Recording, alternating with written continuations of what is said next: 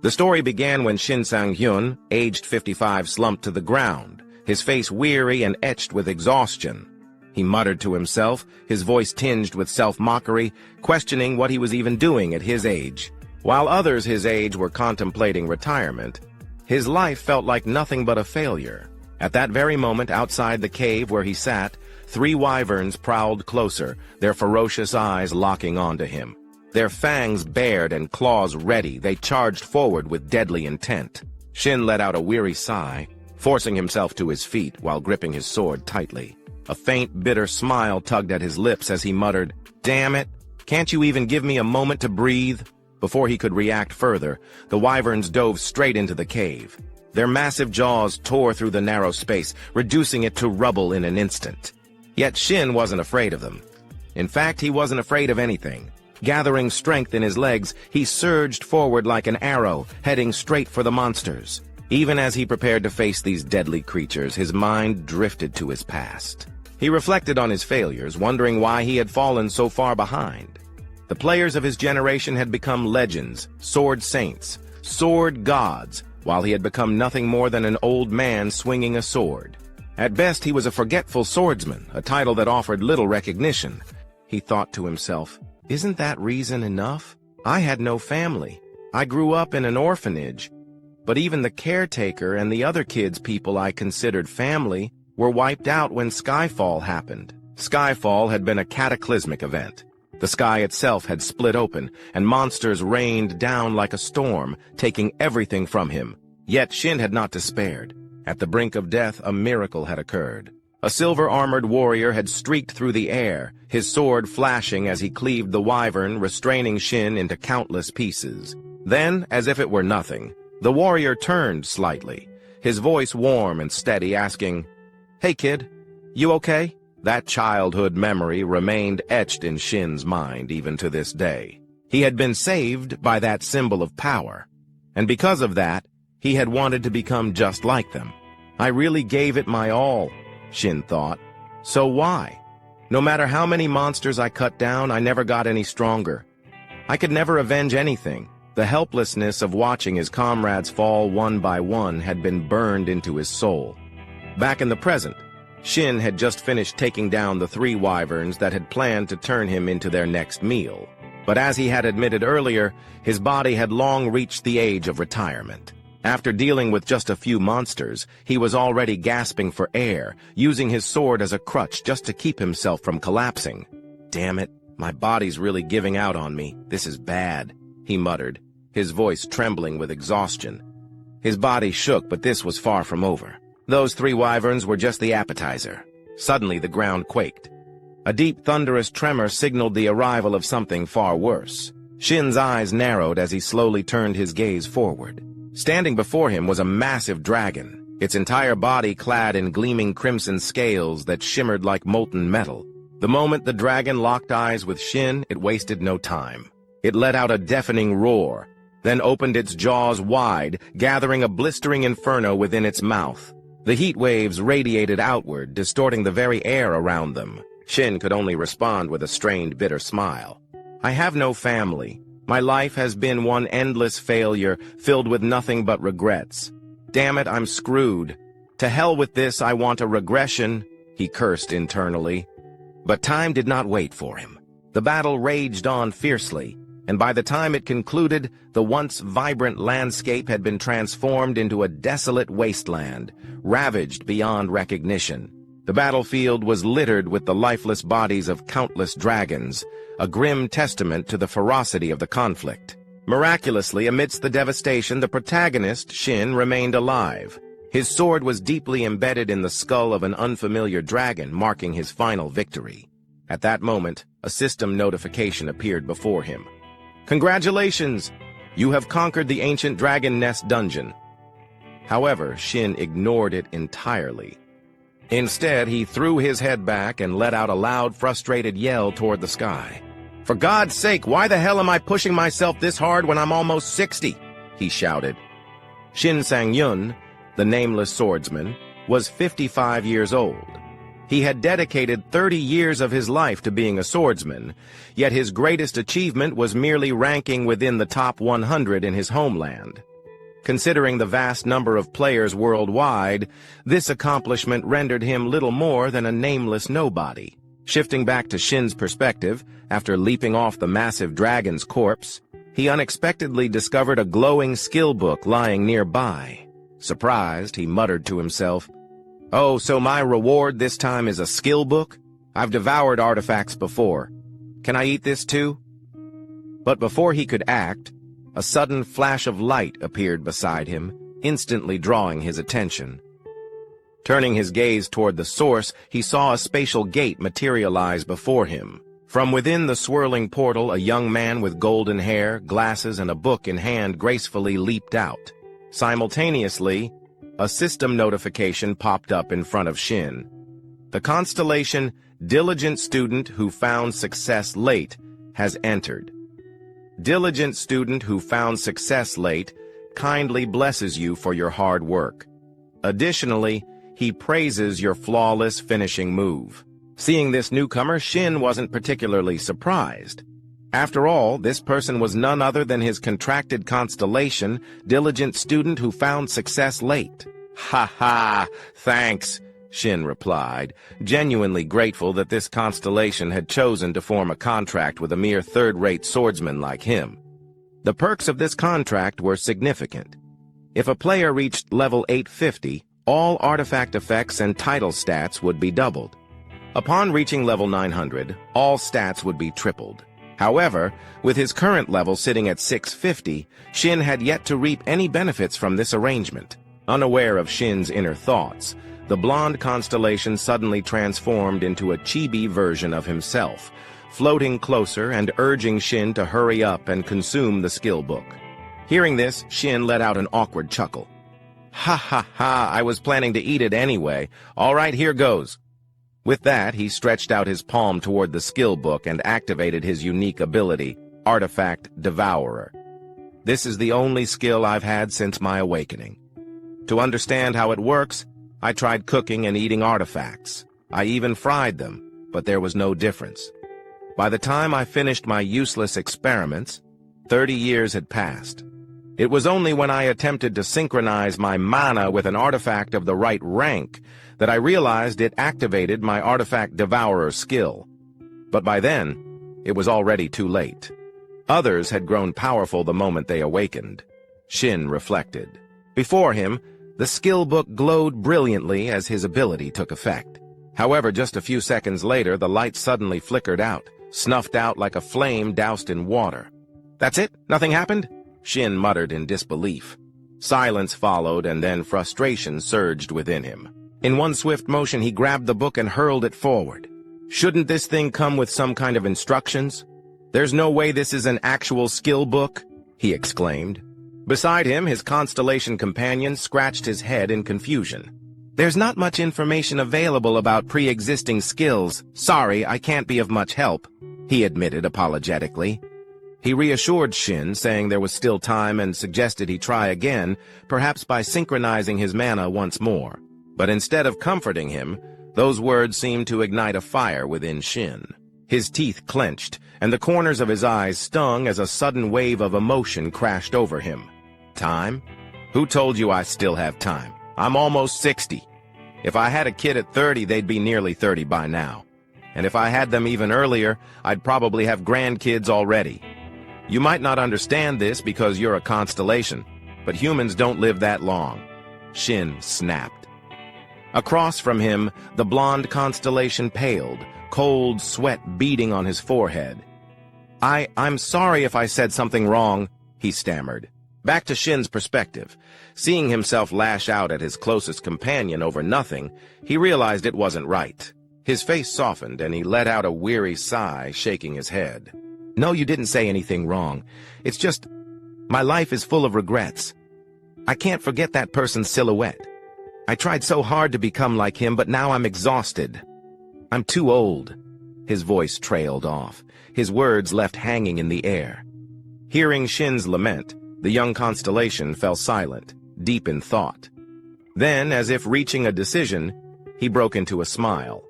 Shin, oblivious to this, scratched his head and said, "Anyway, I was planning to retire. Take note. I'm canceling our contract. You should find someone else to play with." Before he could finish his sentence, Shin suddenly noticed the space around him distorting. The world itself seemed to bend and melt away. At that moment, a system notification flashed before his eyes. Constellation diligent student who succeeded late is maximizing the essence. You have been exposed to regression. Initiated scene transition. The scene shifted to an outdoor interview under the bright sun. A handsome reporter with brown hair turned to the person beside him. Dungeons and gates. They're the basic environments for awakened individuals, or in other words, where players work, right? The person he was speaking to was a striking woman with red hair and neatly tied back hair, Han Hyan Zhong, CEO of Hyan Zhong Group. "That's right," she confirmed. "You can think of dungeons as stepping stones for players. As for gates, they lead to different dimensions, unknown territories that players must pioneer and explore." Back to the main character's perspective, Shin watched the interview on TV and finally confirmed his current situation. As he wiped down the short sword in his hands, he flashed a grin. "I really did regress. It's been ages since I last saw this broadcast. Now I get it. But 4 days have already passed. That means I've returned to 30 years ago, the moment my constellation activated his ability." Shin had lost consciousness when the constellation activated his ability. When he woke up, he found himself in the apartment he had lived in 30 years ago, no longer in his 55-year-old body. Now he was 25, armed with all the memories of his past life. No matter how I think about it, my regression was definitely caused by the constellation's magic. There's no other explanation. But still, I can't help but feel a little overwhelmed, he exhaled. "Oh well, no big deal. I should head out and get to work, right?" With that, Shin tightened his grip around the short sword in his hand. As expected, information about the weapon immediately appeared before him. The Venomous Dagger. Artifact rank, Bronze. Weapon type, one-handed dagger. Attack power, +17. Speed, bonus, +10. Description. A self-defense dagger that does not dull easily. Looking at the dagger, a nostalgic glint appeared in Shin's eyes. "This is the bronze-ranked dagger I was lucky enough to get at this point in time. It's ranked low, but I know its hidden skill." Without hesitation, Shin activated Devour artifact, causing the dagger to emit a brilliant flash of light. A system window appeared before him. Absorption rate calculated. Base absorption rate for bronze artifacts, 10%. Past usage evaluation applied. Absorption rate increased to 20%. Since I didn't use it for long, the absorption rate is low. But what really matters is its hidden skill, Shin thought. Mana synchronization with Venomous Dagger initiated. Entering the unconscious realm. As the notification rang out, Shin's consciousness was pulled into a pitch-black space void of any light. The unconscious realm. This is the place I need to pass through in order to devour an artifact. I always get nervous coming here. I never know what kind of food will appear, he muttered. Despite his words, he smiled in anticipation. Sure enough, before he could wait any longer, something suddenly emerged in front of him. A roast chicken glowing with a gentle light. "This is barbecue roast chicken with olive oil," Shin observed. Seeing the dish's appetizing appearance, he let out a sigh of relief. "I'm glad it's something normal. I was worried it might be something disgusting like a swamp centipede, but if it's a meal like this, I can eat it easily." Smirking, he reached out, tore off a drumstick, and took a bite. As each mouthful was swallowed, the system notifications continued. "The Venomous Dagger is being absorbed. Speed +2 acquired. New skill obtained. Phantom Step. Venomous Dagger. The absorbed artifact has been permanently erased." Just like that, after finishing the roast chicken, Shin's consciousness was forcefully ejected from the unconscious realm. He rubbed his stomach, let out a deep sigh, and nodded as he reviewed the system confirmation screen. It's a shame the dagger got destroyed. Well, I wasn't using it anyway. At least I absorbed a useful skill as planned. Now then, time to move on. Time passed quickly, and the scene shifted to a bustling city street where a massive blue portal stood tall in the center. Surrounding it were numerous awakened individuals, all preparing for the upcoming dungeon expedition. This was dungeon number 85. The awakened individuals gathered here belonged to Yoon Daek-young's team. Just then, a man dressed in work attire came rushing toward Yoon Daek-young, visibly panicked. "Captain! Captain Yoon Daek-young!" Hearing someone call his name, Yoon Daek-young paused his paperwork and looked up. "Huh? What's got the gatekeeping team leader so worked up?" The blue-uniformed man scratched his head awkwardly before replying. "Well, one of my team members got pulled out. He's a newbie who joined just 4 days ago. His name is Shin Sang-hyun." "Ah, don't worry about it," Yoon Daek-young replied nonchalantly. "Shin Sang-hyun has already been transferred to the player team." But instead of calming down, the gatekeeping team leader was stunned.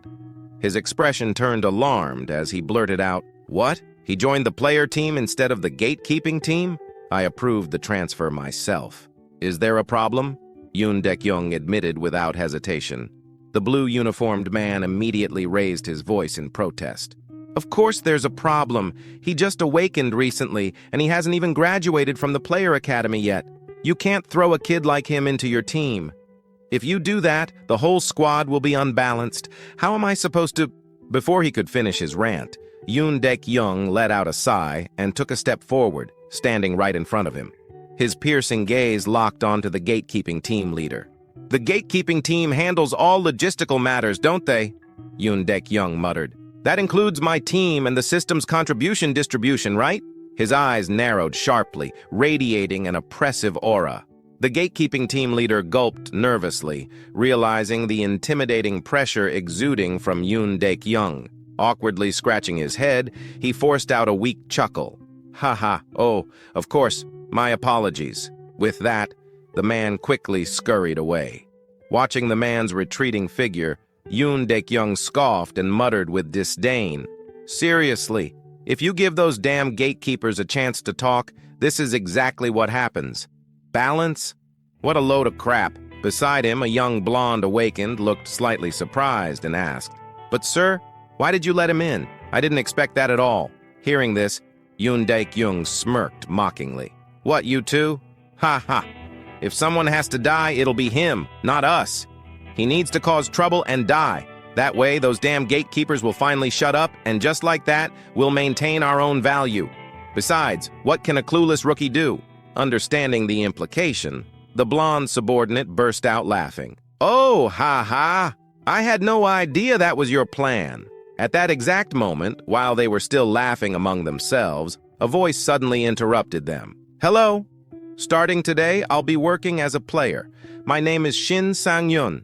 The moment he introduced himself, every pair of eyes in the area locked onto him, none of them particularly friendly. The gatekeeper team members glared at Shin, their eyes filled with resentment, while the awakened players eyed him with cunning amusement.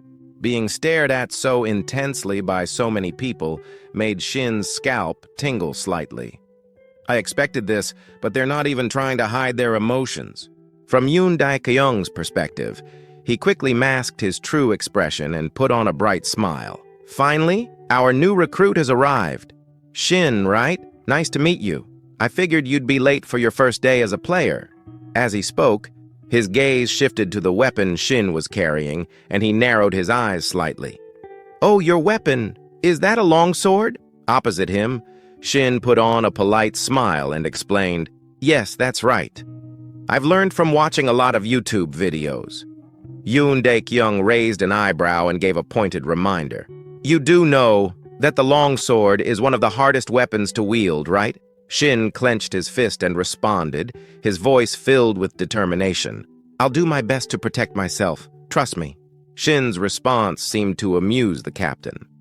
With a wide grin, Yoon Daek-young threw an arm around his shoulder and spoke enthusiastically. "Ha, good spirit. That's what I like to see. A real man should have that kind of drive, just like me." After saying that, he turned to address the rest of the team. "All right, let's get this dungeon run started. Time to fight." Hearing his command, the other team members cheered loudly, raising their fists into the air. With Shin now in the group, everyone quickly checked their equipment before stepping into the massive portal one by one. Meanwhile, Yoon Dik-young stood off to the side, making sure the entire team entered in an orderly manner. As he watched Shin's back, his expression remained neutral, but inside, he was full of scorn. He learned from YouTube? What a joke. Does he think dungeons are some kind of game? Just because he awakened and became a player, he's already getting cocky. Looks like he's asking for death. A cold smirk formed in his mind as he continued. Given the conquest strategy I have in place, this orc dungeon is known as the Wailing Wall for rookies. He'll learn his place soon enough. Stupid brat. That was what Yoon Dik-young firmly believed. But just moments after stepping inside, his face turned deathly pale. Sweat began to pour down his forehead as he took in the shocking sight in front of him. Lying all across the dungeon floor in a horrifying mess were the corpses of countless orcs, completely obliterated. And the cause of this carnage? None other than Shin himself. In that instant, Yoon Dik-young's mind screamed in disbelief. This is insane! Who the hell is this guy? Orcs were creatures that almost exclusively appeared in games, novels, and fantasy films. Because they were so frequently depicted, it was easy to assume they were weak compared to other monsters like dragons. They were often portrayed as dumb, violent, and little else.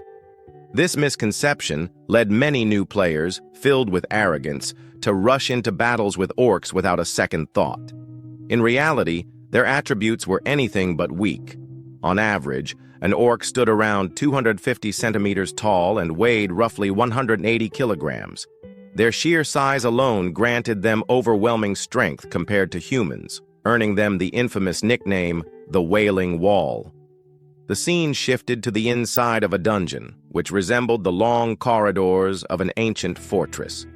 As the group moved forward, a dark-haired man glanced back and reminded the protagonist, Shin Sang-yun, not to expect any special treatment just because he was new.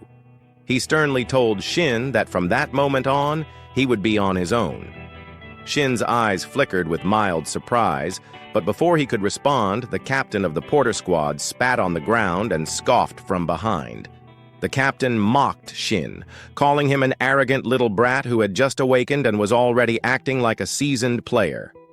For most, such words would have been deeply insulting. But Shin, having lived to the age of 55, had endured countless hardships, beatings, and the cruelties of society. He wasn't the type to take offense easily.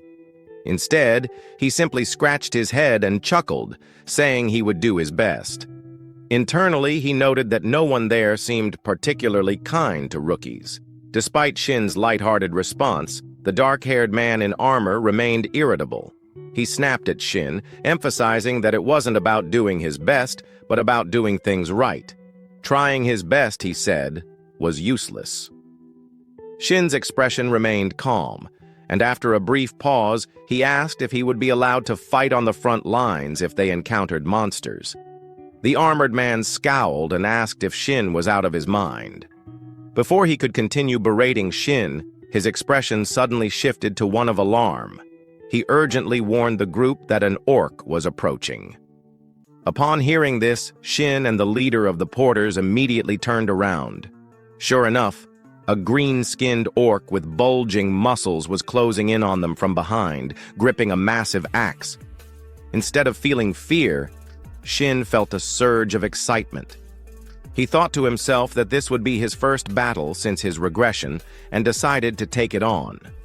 Before Shin could even finish his thought, the armored man rushed forward, shield in hand, slamming directly into the orc's body and temporarily stopping its movement. Seeing this, the black-haired man's face twisted in shock as he yelled at Shin, calling him an idiot for moving so slowly and questioning his ability to wield a great sword properly. Shin calmly reminded him that he didn't have to help. The black-haired man, now even more frustrated, shouted at Shin to prove his skills. In his flustered state, he failed to notice that the orc had already raised its axe high, preparing to strike. Shin quickly pointed this out, but the black-haired man scoffed and turned back, only to realize too late that the orc's axe was inches from his face. He could even smell the rusty metal and the dried blood clinging to its surface. For a split second, he thought he was done for. Just before the deadly blow could land, Yoon Daik-young, the leader of the team, barreled in like a human tank. With sheer brute force, he slammed his shield directly into the orc's face, sending the massive creature flying backward and crashing into the ground, leaving a small crater upon impact. Seeing that the orc was temporarily incapacitated, Yoon Daik-young turned and bellowed at the two of them, demanding they focus and stop treating the situation like a playground.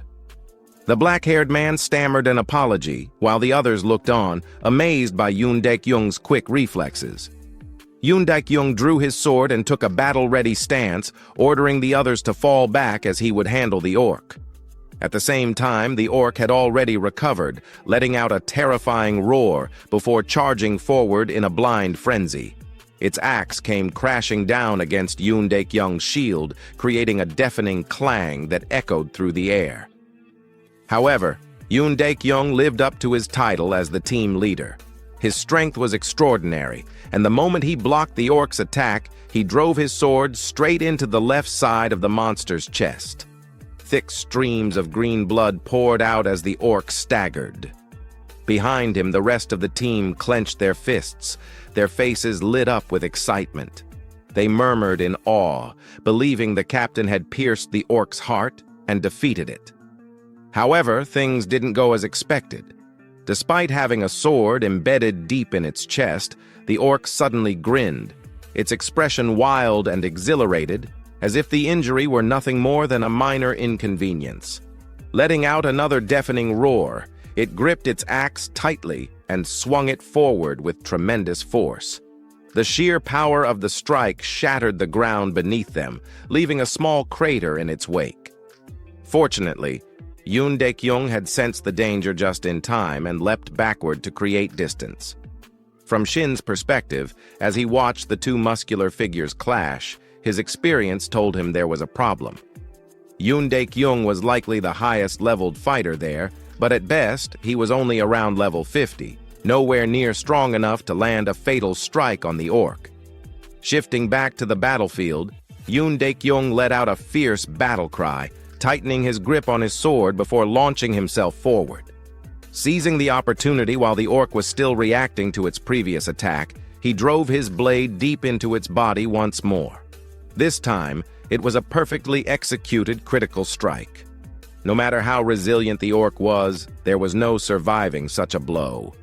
As the massive creature finally collapsed to the ground, lifeless, the lower-ranked hunters erupted into cheers, praising Yoon Daik-young for taking down an orc by himself. Yoon Daik-young let out a small breath of relief before turning back to check on his team. He asked if everyone was all right, and the older awakened ones responded with cheerful grins, calling him seriously reliable. Just as Yoon Daik-young ordered the group to move out, eerie, blood-curdling screams rang out from the distance, immediately drawing their attention. They turned around to see an intimidating sight, a group of red-skinned orcs marching toward them, their expressions full of aggression as if they were actively seeking a fight. The orcs were well-equipped, their sharp weapons glinting menacingly. Cold sweat began to trickle down the faces of the older awakened ones as they realized the severity of the situation. One of them nervously asked Yoon Daik-young what they should do now, referring to the approaching armored orcs. Taking in the enemy's numbers and their well-equipped state, Yoon Daik-young immediately began reconsidering his options. He cleared his throat and suggested that it would be best for them to retreat and ensure the team's safety. He admitted that deep down, he felt a pang of regret. Just as they had finally taken down one enemy, an entire squad of orcs appeared. Unlike the others, who were paralyzed by fear, Shin's eyes lit up at the sight of the approaching monsters. Without hesitation, he made a bold suggestion, asking if he could give it a shot. His words instantly earned him a series of outraged glares from the weaker hunters around him. They exclaimed in disbelief, questioning whether Shin Sang-hyun had lost his mind.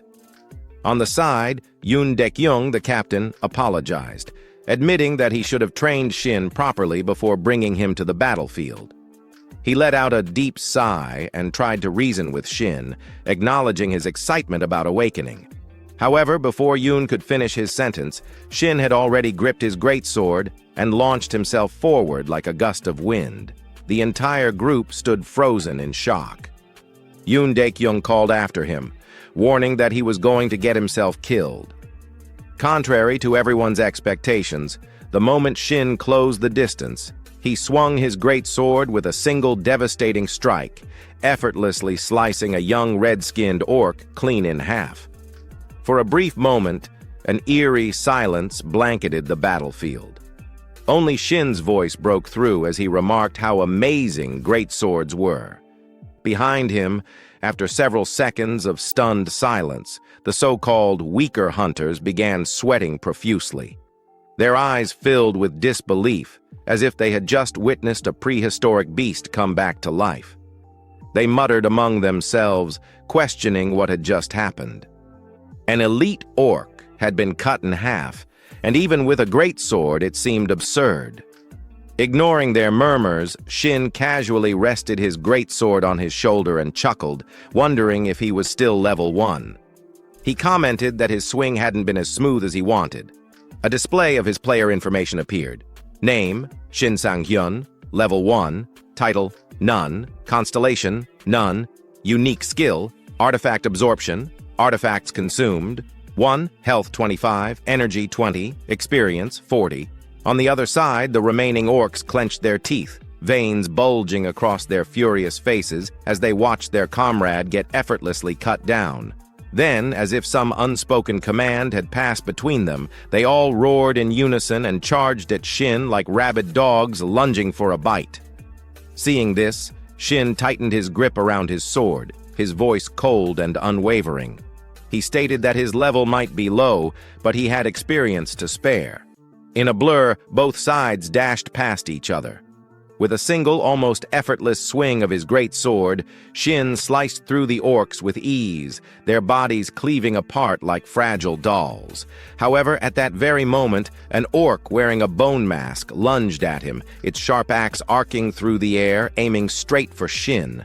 Without breaking a sweat, Shin twisted his body slightly, sidestepping the strike with minimal movement. Then, in one swift motion, he swung his sword upward, severing the orc's arm and splitting its face in two. He scoffed, his voice dripping with amusement, asking if the orc had any idea how many monsters like it he had killed in his younger days. Meanwhile, the awakened hunters in the back could only stare in utter disbelief. Someone muttered in shock, questioning if that was really Shin Sang-hyun. They speculated that he might just wipe out all of them at this rate, calling the situation insane. Back on the battlefield, Shin now stood face to face with the leader of the orc squad. He declared that only the orc warlord remained, his eyes locked onto his final opponent. Unlike the others, this orc was a towering figure, dwarfing even the already massive members of its species. But it wasn't just its size that made it dangerous. It was clad in full armor, heavily equipped for battle. The warlord scanned the battlefield, its bloodshot eyes taking in the remains of its fallen kin. Rage swelled within its chest, and with a deafening roar, it lifted its massive spiked club and swung it downward with overwhelming force, aiming to crush Shin in a single blow. Seeing this, Shin wasted no time and leapt to the side, dodging the attack in a blink. The unfortunate wall behind him, however, wasn't so lucky. It exploded into rubble under the sheer force of the orc's strike. But Shin didn't even glance at the destruction. Mid-air, he twisted his body and swung his greatsword in a clean, decisive arc, slicing straight through the warlord's thick neck. However, the wound Shin had just inflicted was too shallow, not nearly enough to take down the monstrous orc. Seeing this, the squad leader, clearly worried, shouted that the orc's skin was too thick and that their attacks were useless. He concluded that they were screwed. Before the orc leader's words could fully settle in the air, it seized the moment Shin landed, letting out a fierce roar. It swung its massive arm backward, bringing its colossal war club down toward Shin's much smaller frame. Yet, Shin showed no sign of concern whatsoever. "Calm down, will you?" he said casually, his voice steady. At the same time, he activated his skill, Demon Breaker. A system notification appeared. Hidden skill activated. Status abnormality blocked. Cooldown, 15 seconds. Skill level, 1. Effect. When attacking a target, be it human or monster, the target will be immobilized for 2 seconds. Success rate and duration depend on the target's resistance level. The moment the skill took effect, the orc leader's entire body froze in place. Its weapon, which had been mid-swing, halted abruptly, and its massive frame trembled violently as it struggled against the invisible force restraining it. Seeing this, Shin grinned, his eyes narrowing in amusement. "Yeah, just stay put like that," he chuckled. Across from him, the orc leader let out a panicked howl, but before it could even comprehend what was happening, Shin's razor-sharp blade had already sliced clean through its thick neck, sending its head flying. The orc's massive body collapsed to the ground with a heavy thud, while its severed head rolled to a stop at the feet of Yoon Daek-young, who stood watching from a short distance away. The sheer brutality of the scene left everyone in stunned silence. "What the hell did I just witness?" someone muttered. "Didn't he just awaken 3 days ago?" another stammered. "And that disruption skill he used, isn't that supposed to be an advanced ability? I thought even high-ranked players could only stun an enemy for like 1.5 seconds at most, and he's wielding a great sword like he's been doing it his whole life. Should we ask him what kind of YouTube videos he's been watching?" A chorus of whispers and murmurs of admiration spread through the group. Meanwhile, Yoon Daek-young stood frozen, his mind racing. Watching Shin display such overwhelming strength was nothing short of baffling. Did he really just use a high-level skill? And against an armored orc, no less. He's only been awakened for a few days, hasn't he? Where the hell did he even get a skill like that? The more he thought about it, the more intrigued he became. A system notification appeared. "Congratulations! You have leveled up. You have met the requirements to receive a title. You have obtained the title, Fearless Immature Puppy. Title rank, F effect +5 evasion." Seeing the unexpected reward from the system, Shin felt both surprised and excited. "I wasn't really paying much attention to leveling up, but I didn't expect to get a title and a bonus effect on top of that. This is amazing." The system then continued with another notification. "You have unallocated stat points. Please choose a stat to enhance." Available points, 1. At the same time, the system interface shifted to his attribute screen. Seeing this, Shin reached his hand forward to allocate his points. "I already know which stat I want to increase. In my past life, I learned this lesson far too late. Luck directly affects skill accuracy and item drop rates. And right now, I need it more than anything." Without hesitation, he immediately allocated his newly earned free stat point into luck. However, before he could take a moment to analyze things further, Yoon Daek-young suddenly stepped forward from behind and started questioning him. "Are you really Shin Sang-hyun? That skill you just used, disruption, where did you get it from?" Shin found himself slightly caught off guard by the question. "I just regressed, and I've only been using my skills for good, but even so, I can't exactly tell him the truth." With that in mind, he quickly made something up. "Ah, I had it the moment I awakened," he replied casually. Of course, Yoon Daek-young wasn't going to accept such a vague answer. He immediately pointed a finger at Shin and pressed further. "Do you even hear yourself? That doesn't make any sense. Stop trying to dodge the question. Are you absolutely sure? Did you just get lucky and stumble upon a diamond-tier artifact or something even higher?" His gaze then shifted toward the greatsword in Shin's hands, clearly assuming that all of Shin's strength came from the weapon. Noticing the suspicion in Yoon Daek-young's eyes, Shin simply extended his sword toward him and smirked. "Would you like to check it out for yourself?" On this side, Captain Yoon Daek-young was slightly taken aback by how casually Shin handed over his weapon. However, he still accepted the greatsword to inspect it. Yeah, all right. If you're offering..." With that, he focused on examining the weapon, and in an instant, all of its details were displayed clearly before his eyes. Faded greatsword. Type: two-handed weapon. Weapon class: greatsword. Attack power: 50. Effect: none. Description: a standard greatsword with a simple design, offering no special abilities. As soon as he saw the information provided by the system, Yoon Daek-young practically screamed like his house was on fire. "What the hell? This is seriously just a normal greatsword? That means that skill was really yours?" His jaw clenched, and veins started to pop on his forehead as he silently cursed in his head. "Son of a... I've been raiding dungeons for 2 damn years, grinding my way up to level 50, and my skills still aren't as good as his. If this keeps up, then the reward distribution today..." Before he could spiral any further, a teammate suddenly shouted, "Captain, the sub-boss just showed up." Hearing that, the rest of the team turned their eyes toward Yoon Daek-young, waiting for his command. His face darkened slightly, but he quickly gave out orders. "All right, let's move then." He turned to Shin and said, "Thanks to you, we had an easier time clearing out those small fry. But don't get cocky and end up dead. A flashy skill like yours won't do jack against the demonic orc we're about to face."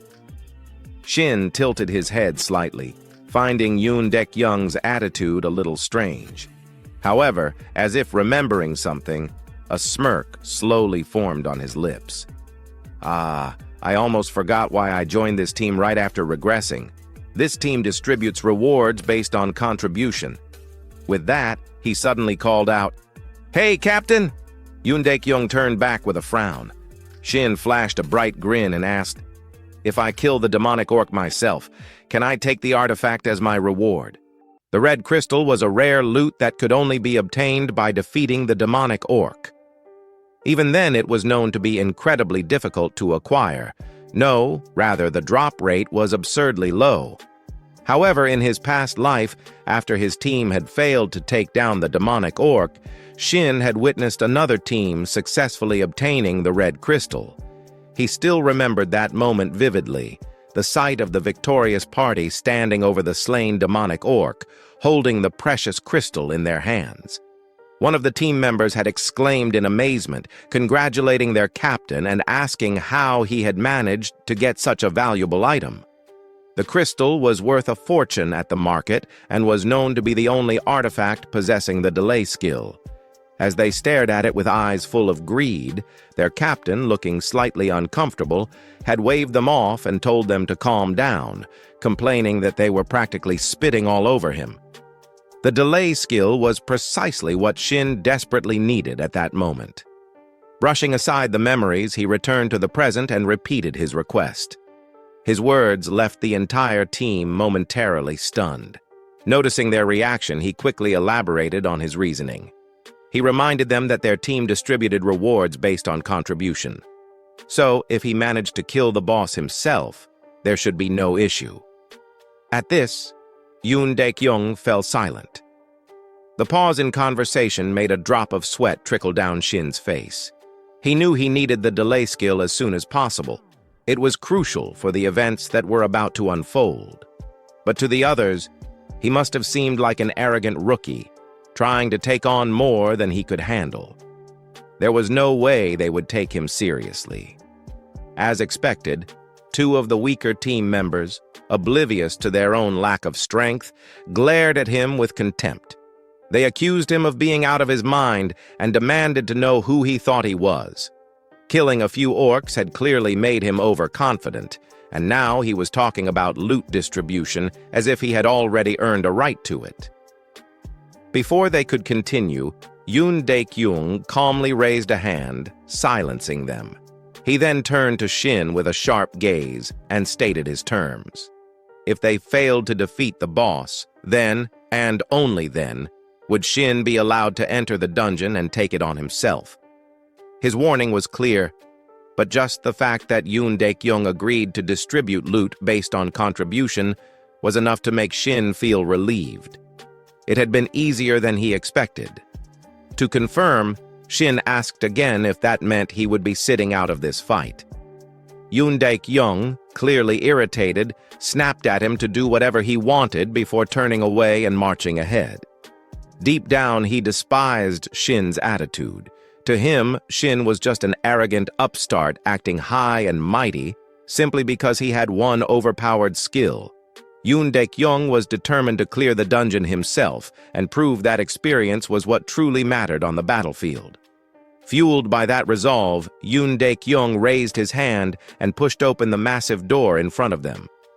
Inside the dimly lit chamber, a towering orc wielding an enormous battle axe awaited them. At that moment, a system notification appeared for the party. You have entered the mid-boss's chamber. The demonic orc berserker was unlike any of the orcs they had fought before. It stood massive and muscular, its purple skin rippling with sheer brute strength. Curved, goat-like horns jutted out from its skull, and embedded deep within its chest was a gleaming red crystal. Heavy iron chains wrapped around its body, clinking ominously as it moved. This was the mid-boss, the bloodthirsty demonic orc. Seeing the beast's menacing form, Yoon Daek-young's expression turned serious. He gripped his sword tightly and barked out commands, instructing the team to prepare for battle and surround the creature, attacking from behind. Though the monster was intimidating, Yoon Daek-young wasn't particularly worried. Yoon Daek-young had heard rumors about the boss they were about to face. It looked formidable, but word had it that it was actually easy to bring down. He found it amusing that Shin Sang-yeon wouldn't even get the chance to fight it solo. Just picturing Shin's shocked and helpless face as they took down the boss brought a smirk to Yoon Daek-young's lips. However, fantasies remained just that. Fantasies. Reality hit hard and fast. Snapping back to his senses, Yoon Daek-young shouted that he would take the lead. At his command, the entire team charged forward, using him as the spearhead against the bloodthirsty demonic orc. Moments later, all of Yoon Daek-young's hopes of victory had crumbled. As he slowly regained consciousness from his dazed state, he mumbled in disbelief, struggling to process what had just happened. Nearby, Shin stood casually against the dungeon wall. Seeing Yoon Daek-young wake up, he merely clicked his tongue and shook his head, remarking that he had been slightly worried when the team rushed in like that, but he never expected them to charge straight at the boss like idiots. He muttered to himself that this was exactly why they had failed in his past life as well. Meanwhile, the other surviving party members hurried to their fallen leader, scrambling to help him up. Panic filled their voices as they anxiously asked what they should do next, fearing that if things continued like this, they would all be dead. Yoon Daek-young, however, remained silent, his gaze locked onto the demonic orc ahead. His brow furrowed in confusion. Why were not just this boss but even the previous orcs so unbelievably strong? Cursing under his breath, he admitted to himself that he never should have trusted the market intel. Gritting his teeth, he made a bitter decision. They needed to retreat. There was no way they could win today. But just as he prepared to issue the order, something caught his attention. Out of the corner of his eye, he noticed Shin still standing there, arms crossed, a relaxed smile on his face. A sick feeling churned in Yoon Daek-young's stomach. That look, that attitude, Shin still wanted to fight. Unlike Shin's unshaken demeanor, a blonde-haired party member was visibly seething, grinding his teeth in frustration, as if Shin owed him money. He exploded in anger, demanding to know if Shin was insane and questioning what was wrong with him. Before the blonde-haired man could continue his rant, Yoon Daek-young abruptly swung out an arm, silencing him. With a firm voice, he ordered everyone to fall back, explaining that the boss had terrible peripheral vision and that they could slip past its blind spot. The rest of the party exhaled in relief. Someone even muttered a quiet thanks to the heavens. As Yoon Dek-young turned away, blood dripping down his face, he cast one last glance at Shin. He warned him that if he died, he had only himself to blame. In response, Shin let out a faint chuckle. Slowly drawing the sword from his back, his voice remained steady, filled with confidence. He reassured Yoon Dek-young that there was no need to worry. He had no intention of dying that day. Facing the bloodthirsty, demonic orc across from him, Shin steadied himself. As if sensing the killing intent radiating from him, the monstrous orc boss clenched its massive battle axe tightly, its eyes burning with fury. Without hesitation, it charged forward like a raging tank, exuding an overwhelming aura of aggression. Seeing this, Shin took a deep breath, his grip on the sword instinctively tightening. A thought flashed through his mind. If this fight were purely about stats, he wouldn't stand a chance. But with all the experience he had accumulated, that was no longer an issue. With that realization, he swiftly swung his sword to the right, deflecting the orc's battle axe to the side. In an instant, a piercing metallic crash rang through the air as steel collided with steel. The demon orc let out a low, guttural growl, clearly startled by the unexpected resistance. Meanwhile, the awakened fighters who had been preparing to retreat suddenly halted in their tracks upon hearing a loud metallic clash. They turned to one another, exchanging puzzled looks. One of them muttered in disbelief, wondering aloud if they had truly heard a loud clang. Another asked if Shin had just knocked the orc's axe away. Back on the battlefield, Shin flexed his now numb wrist and let out a casual complaint, remarking that his hand had gone numb. He noted that he could only deflect strikes, not counter them. Then, as if spotting something fascinating, his gaze locked onto the glowing red gemstone embedded in the demon orc's chest. A smirk spread across his face as he muttered that it had been a long time since he had seen that gemstone. He referred to it as the ultimate combo, his interest in it evident. Shin's obsession with the red gemstone was not without reason. It possessed a special effect that, when combined with his delay skill and the title skill Demon Crusher, could create something truly terrifying. At present, Demon Crusher's stun effect lasted for only 2 seconds, which was already useful but difficult to improve. However, with his core skill, Artifact Devourer, he had the ability to merge the effects of different abilities. This gave him an idea. What if he could stack the stun effect from Demon Crusher? He realized that this could lead to the perfect skill combination, an infinite stun lock. If he could obtain delay, this possibility would become a reality. The mere thought of paralyzing enemies endlessly while they remained completely helpless sent waves of excitement surging through him. His smirk widened as he confidently raised his sword and taunted the monster, asking what it was waiting for. As if understanding his provocation, thick veins pulsed across the demon orc's forehead like writhing worms. With an ear-splitting roar, it launched itself straight at Shin, its monstrous energy surging as it prepared to strike with devastating force. However, this was exactly what Shin had been hoping for. He thought to himself that it was perfect, just what he wanted.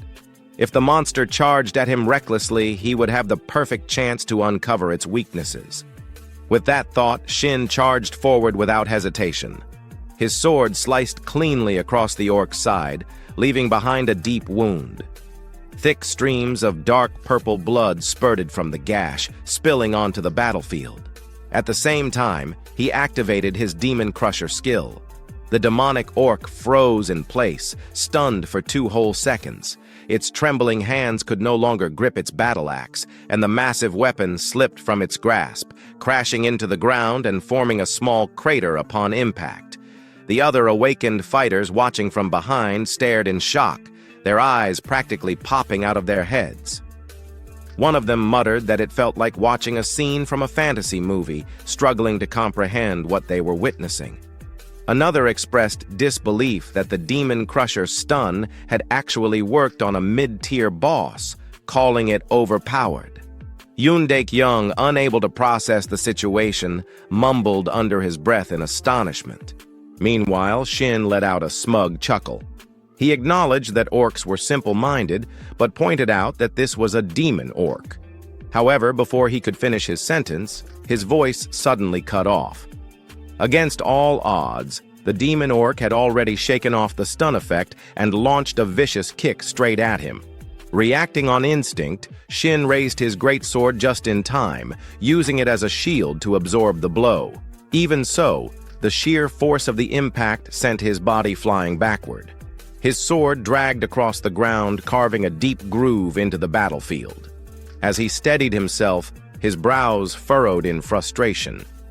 He cursed under his breath, realizing that he had forgotten about the orc's regeneration ability. His gaze locked onto the wound he had inflicted, only to find that it was no longer there. A faint green glow pulsed across the demon orc's body, and within seconds, the deep gash had completely healed. The worst part was that this very same regeneration ability had allowed the demon orc to break free from the stun effect far earlier than expected. Shin clenched his jaw, acknowledging that the battle was going to be far tougher than he had initially thought. He needed 15 seconds before he could stun the monster again. That was why he had needed delay. However, if he could not keep the orc stunned, he resolved to take it down the old-fashioned way. The battle raged on. Across from Shin, the demonic orc tightened its grip on its battle axe once more, its bloodlust burning hotter than ever. The wounds Shin had inflicted only served to enrage the beast further. Now, the monster had only one thought in its mind: to crush him. A swift and decisive victory was all it desired. Yet again, the demon orc swung its mighty axe, but Shin deflected the attack effortlessly. He barely twitched a muscle as he guided the attack downward, burying the axe into the ground with a casual flick of his sword. With a grin, he remarked that this was easier than he had expected. And so, their clash continued, sword against axe. Each attack sent shockwaves rippling through the air, shaking the battlefield. Meanwhile, among the spectators, doubt was beginning to take hold. A blonde awakener stood off to the side, seemingly uninterested in the fight. Instead, he turned toward his commander and urged him to leave, insisting that even that bastard's skill was proving useless. Yoon Daek-young, the commander, appeared stunned, his voice laced with confusion. He questioned why the stun skill wasn't working, noting that the level gap was barely noticeable. He couldn't understand why Shin looked so confident. Was he really just a newbie? The thought gnawed at him. Something wasn't adding up. Back on the battlefield, Shin was growing bored. Deciding it was time to finish the fight, he acknowledged that he had been in situations like this before. If he wasn't strong enough, he simply had to put everything into a single decisive strike. Forget slashing the enemy apart. He would use their own power against them. Gripping his sword tightly, he waited, his eyes sharp as they tracked the demon orc's movements. Then, the perfect opening presented itself. With a flash of movement, Shin lunged forward. The orc charged at full speed, completely unaware that it was running straight into its own demise. Shin's blade pierced cleanly through its chest, striking straight through the heart. The orc let out a final gurgling gasp, coughing up a mouthful of blood before collapsing lifelessly. At the same time, a system notification appeared before Shin's eyes. "Congratulations! You have defeated the mid-boss, Demon Orc. You have leveled up. You have earned the title, Demon Hunter, rank E. Title effect: when facing mid-bosses or higher, your healing ability increases by 5x. Reading through the effect, Shin couldn't stop himself from grinning. 2 titles already. Was this what it felt like to play solo? Just as he was about to revel in his victory, his eyes caught movement. Commander Yoon Daek-young was slowly approaching, his wide eyes still filled with disbelief. Even now, he struggled to accept the reality before him. The very same mid-boss that had wiped out his entire team had just been crushed effortlessly by this so-called newbie. Seeing the stunned expressions of those around him, Shin quickly forced out a crooked smile. There was only one way to avoid unnecessary trouble. Activating his amateur acting skills, he raised his voice in a dramatic wail, lamenting how he had almost died and how he couldn't have managed without the commander dealing damage. The perfect bluff. The blonde awakener, completely unaware of the situation, immediately turned to his commander with admiration. He eagerly asked when the commander had even landed a hit on the monster. Yoon Dae-kyung, however, wasn't fooled. He knew very well that he hadn't even scratched the mid-boss. His gaze shifted toward Shin, filled with confusion. Meanwhile, Shin smirked internally. Surely the commander wasn't that dumb, right? He was throwing him a bone. He just had to take it.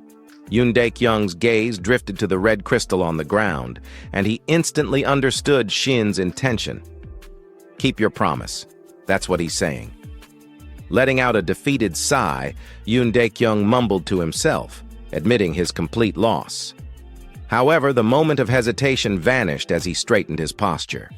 With renewed confidence, he turned toward his team and barked out orders. Announcing that the mid-boss was down, he commanded them to prepare for the final boss. "Yes, sir," the squad responded in unison before moving forward. As they ascended the stairs to the next floor, a few of them couldn't resist sneering at Shin. Some muttered how there was no way that kid had taken it down alone. Others wished they had the stun skill, though they admitted it hadn't even worked on the mid-boss. Shin ignored the chatter. His focus was elsewhere, on the true prize. His gaze locked onto the red crystal, the very thing he had been waiting for. Once the audience was gone, he smirked. Time to eat this thing. Item: red crystal. Rarity: silver.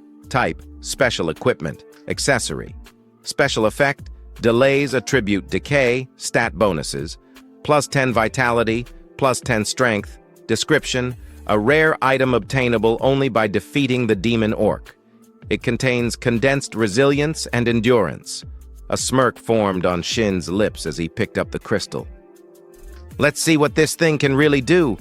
A strange feast. The moment Shin absorbed the red crystal, his consciousness was pulled into a subconscious void.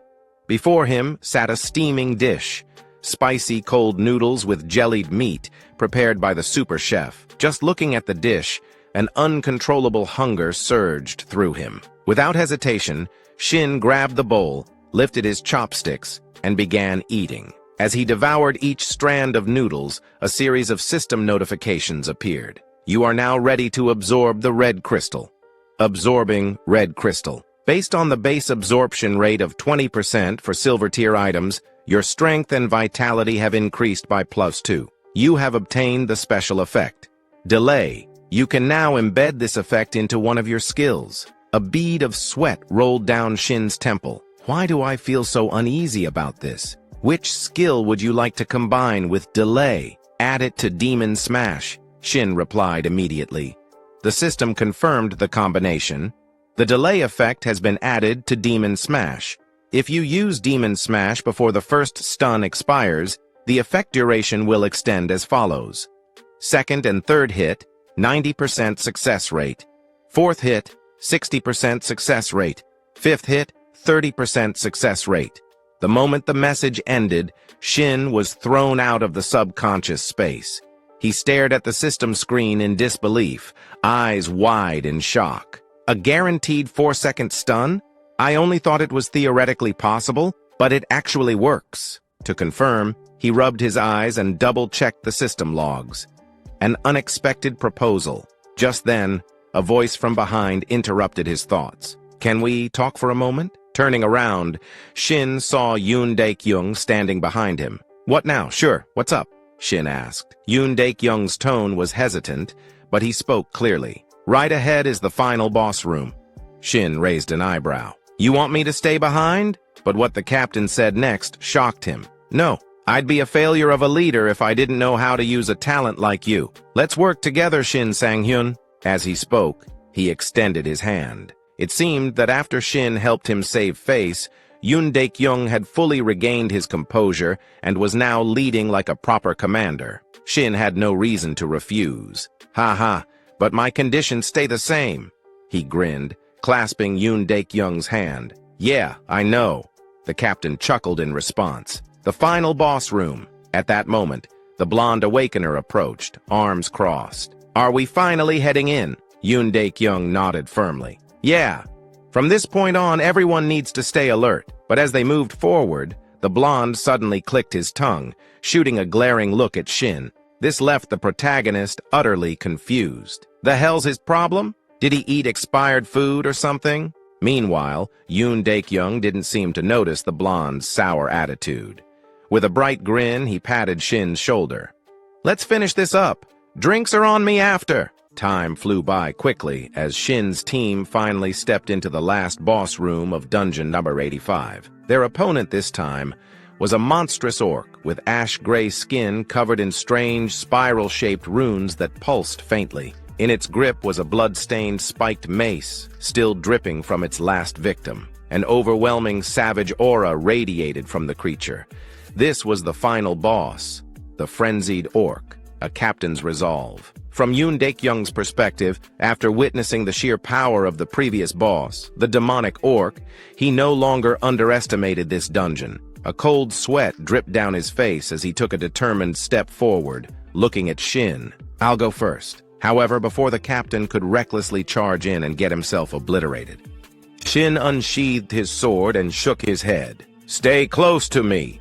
Yoon Daek-young hesitated. Right now, you shouldn't. But before he could finish, Shin exhaled deeply, lost in thought. The frenzied orc has lower skill resistance than the demonic orc, which means it's easier to stun. As long as I stay calm and attack properly, this shouldn't be a problem. But stay close to me. Since when did I start saying things like that with such confidence? Back then, I was always scared. Even when I grew older, I barely managed to survive. I can't live like that again. I have to change my weak past and my future. And to do that, I'll show everyone here my overwhelming strength. An overwhelming display. With that resolve burning in his heart, Shin swung his sword down, slashing deep into the frenzied orc's torso. The wound tore from its abdomen to its shoulder, causing the beast to howl in agony. Without hesitation, Shin activated his skill. Demon Smash! A shockwave of force crashed into the orc, leaving it staggered and unable to move. It's stunned for 4 seconds, he shouted. Without missing a beat, Yoon Daek-young rushed forward, leading the charge. Now get him! With the boss completely immobilized, the entire team unleashed a relentless barrage of attacks, overwhelming the beast before it could even showcase its strength. And just like that, before the orc could land a single devastating strike, it collapsed. Dead. Dungeon complete. The moment its massive body hit the ground, a system notification rang out. Congratulations! You have defeated the final boss, the frenzied orc. Congratulations! You have completed the dungeon of the Red Orc Altar. Recognition and a glimpse of the future. As the lifeless body of the frenzied orc lay in a pool of its own blood, some members of the party couldn't help but remark, wasn't this dungeon way too easy? I didn't even have to use a single potion. Another adventurer chimed in, grinning. See? I told you that stun skill was amazing! Meanwhile, a group of porters huddled together, whispering among themselves while stealing glances at Shin. Do you think he has his own gate? Should I ask him? Huh? I was about to ask first. So what? I need to make a living too. Another porter scoffed. Their team captain retorted, shaking his head. A fast-changing world. Observing how quickly people's attitudes shifted, Shin couldn't help but feel a little dizzy. These guys flipped sides so fast, I wasn't even planning to do anything for them. Just as he finished that thought, a series of system notifications appeared before his eyes. Congratulations! You have leveled up. You have obtained the rank D title, Overwhelming Power. Effect: status effect durations are increased by 10%. Reading the title description, Shin nodded in satisfaction. Not bad. A 4.4-second stun? That's crazy. In my past life, I never earned a single title. But as he thought about that, his expression darkened slightly. Even so, this is nothing compared to him, Dugansu, the demon sword, the title collector, the perfect blade, the greatest swordsman in South Korea, a legendary player with countless titles. Only 2 years after the player era began, he had already surpassed level 500. Long before Shin's regression, he had always looked up to him, a warrior he deeply respected. But now, maybe I won't fall behind this time. If I start pushing myself now, maybe, just maybe, I'll have a chance. As his determination blazed within him, Shin's nostrils flared slightly, releasing a faint puff of white steam. The sudden sight startled the porters behind him. Even Yoon Daek-young couldn't help but raise an eyebrow and ask, "What are you doing?" Snapping out of it, Shin coughed awkwardly. "Ah, nothing. Just stretching." Yoon Daek-young didn't press further. Instead, he reached into his inventory and pulled out a small ring, tossing it to Shin.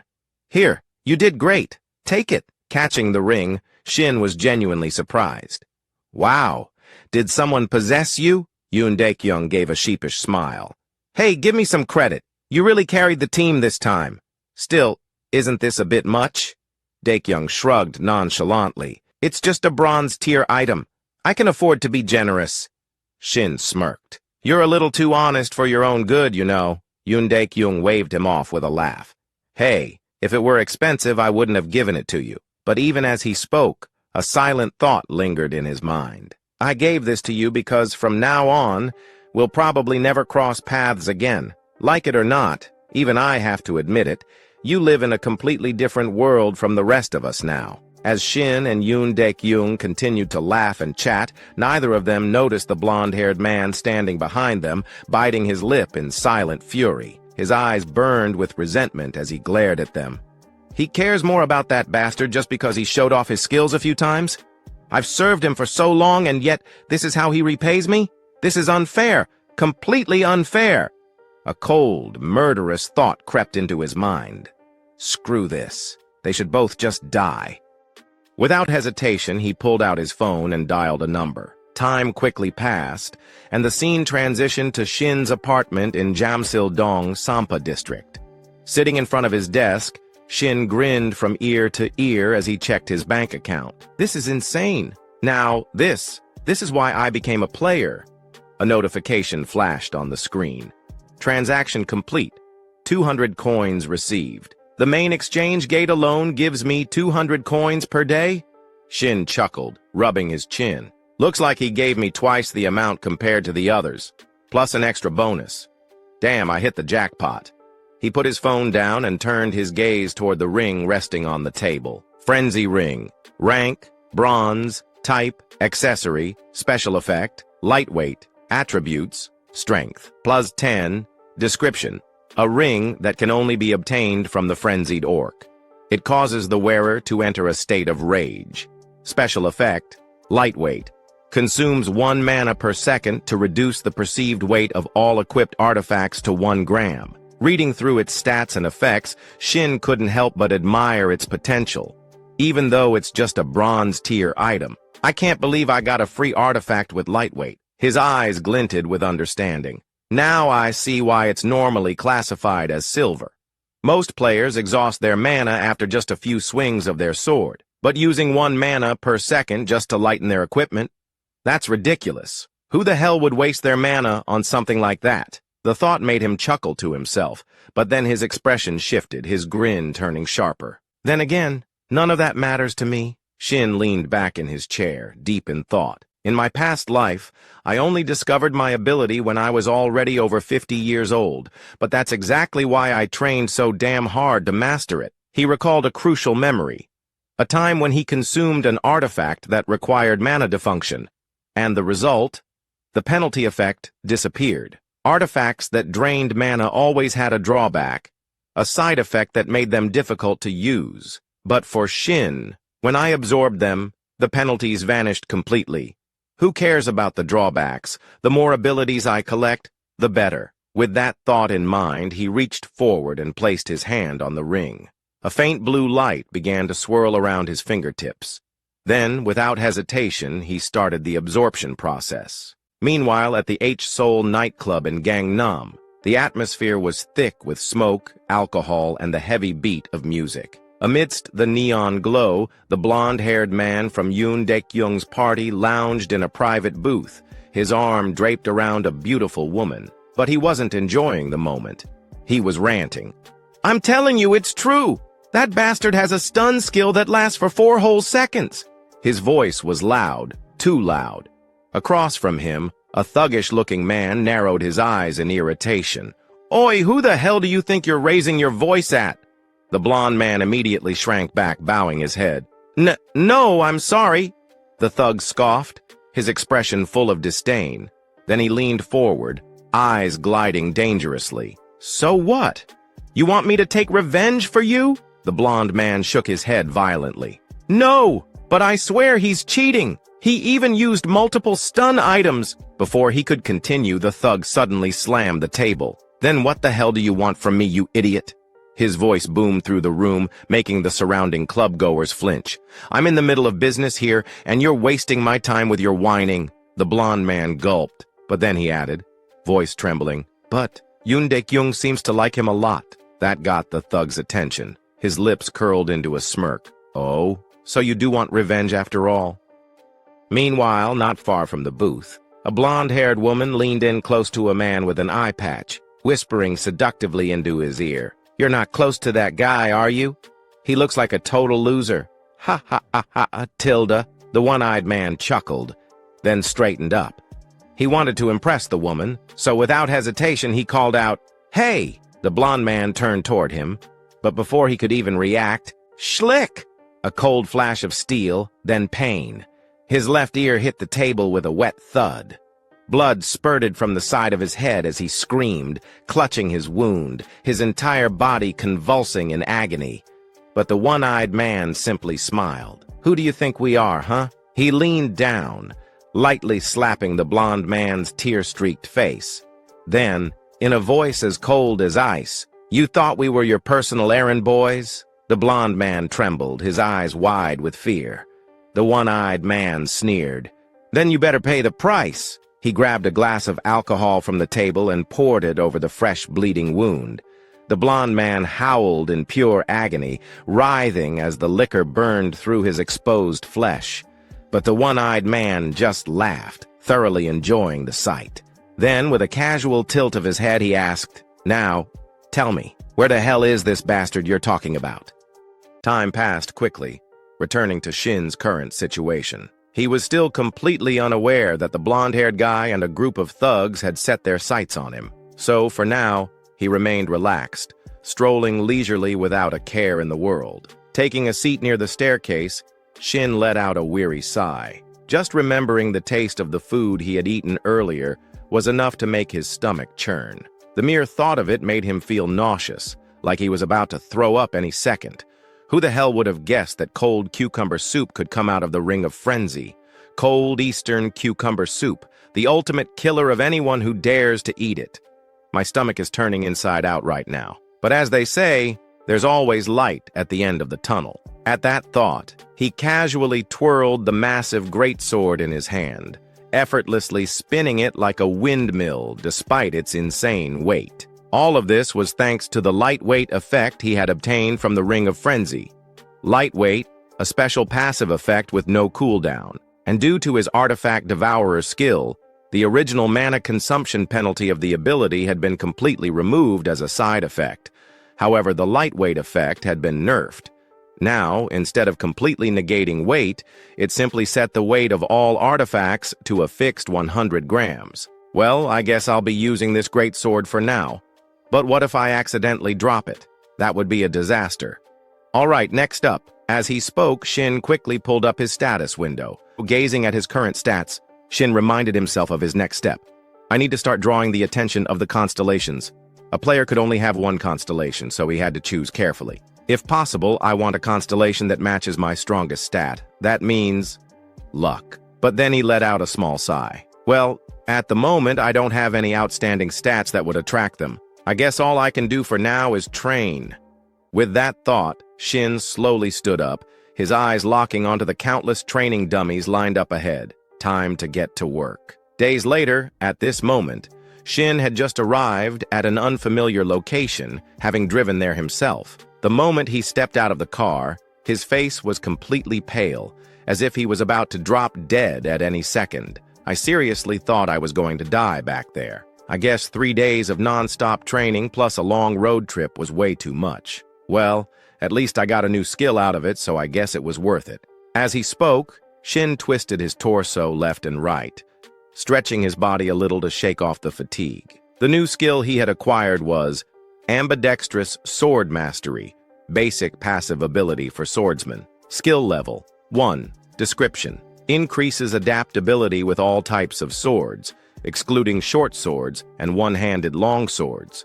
Now, as for the place Shin had come to, this was none other than Dungeon Number 1, a solo-player exclusive dungeon. Looking at the glowing blue portal before him, a faint smile appeared on his lips. Today, I get to go all out by myself.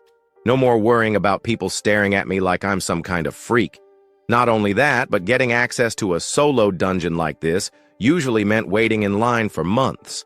I should be glad I managed to slip in through the cracks. Just as he was about to step forward, he suddenly paused. His gaze shifted toward the distance behind him, and his expression darkened. A black car sat idly in the distance, parked in complete silence. It had been following him for quite some time now, and at this point, Shin was sure of it.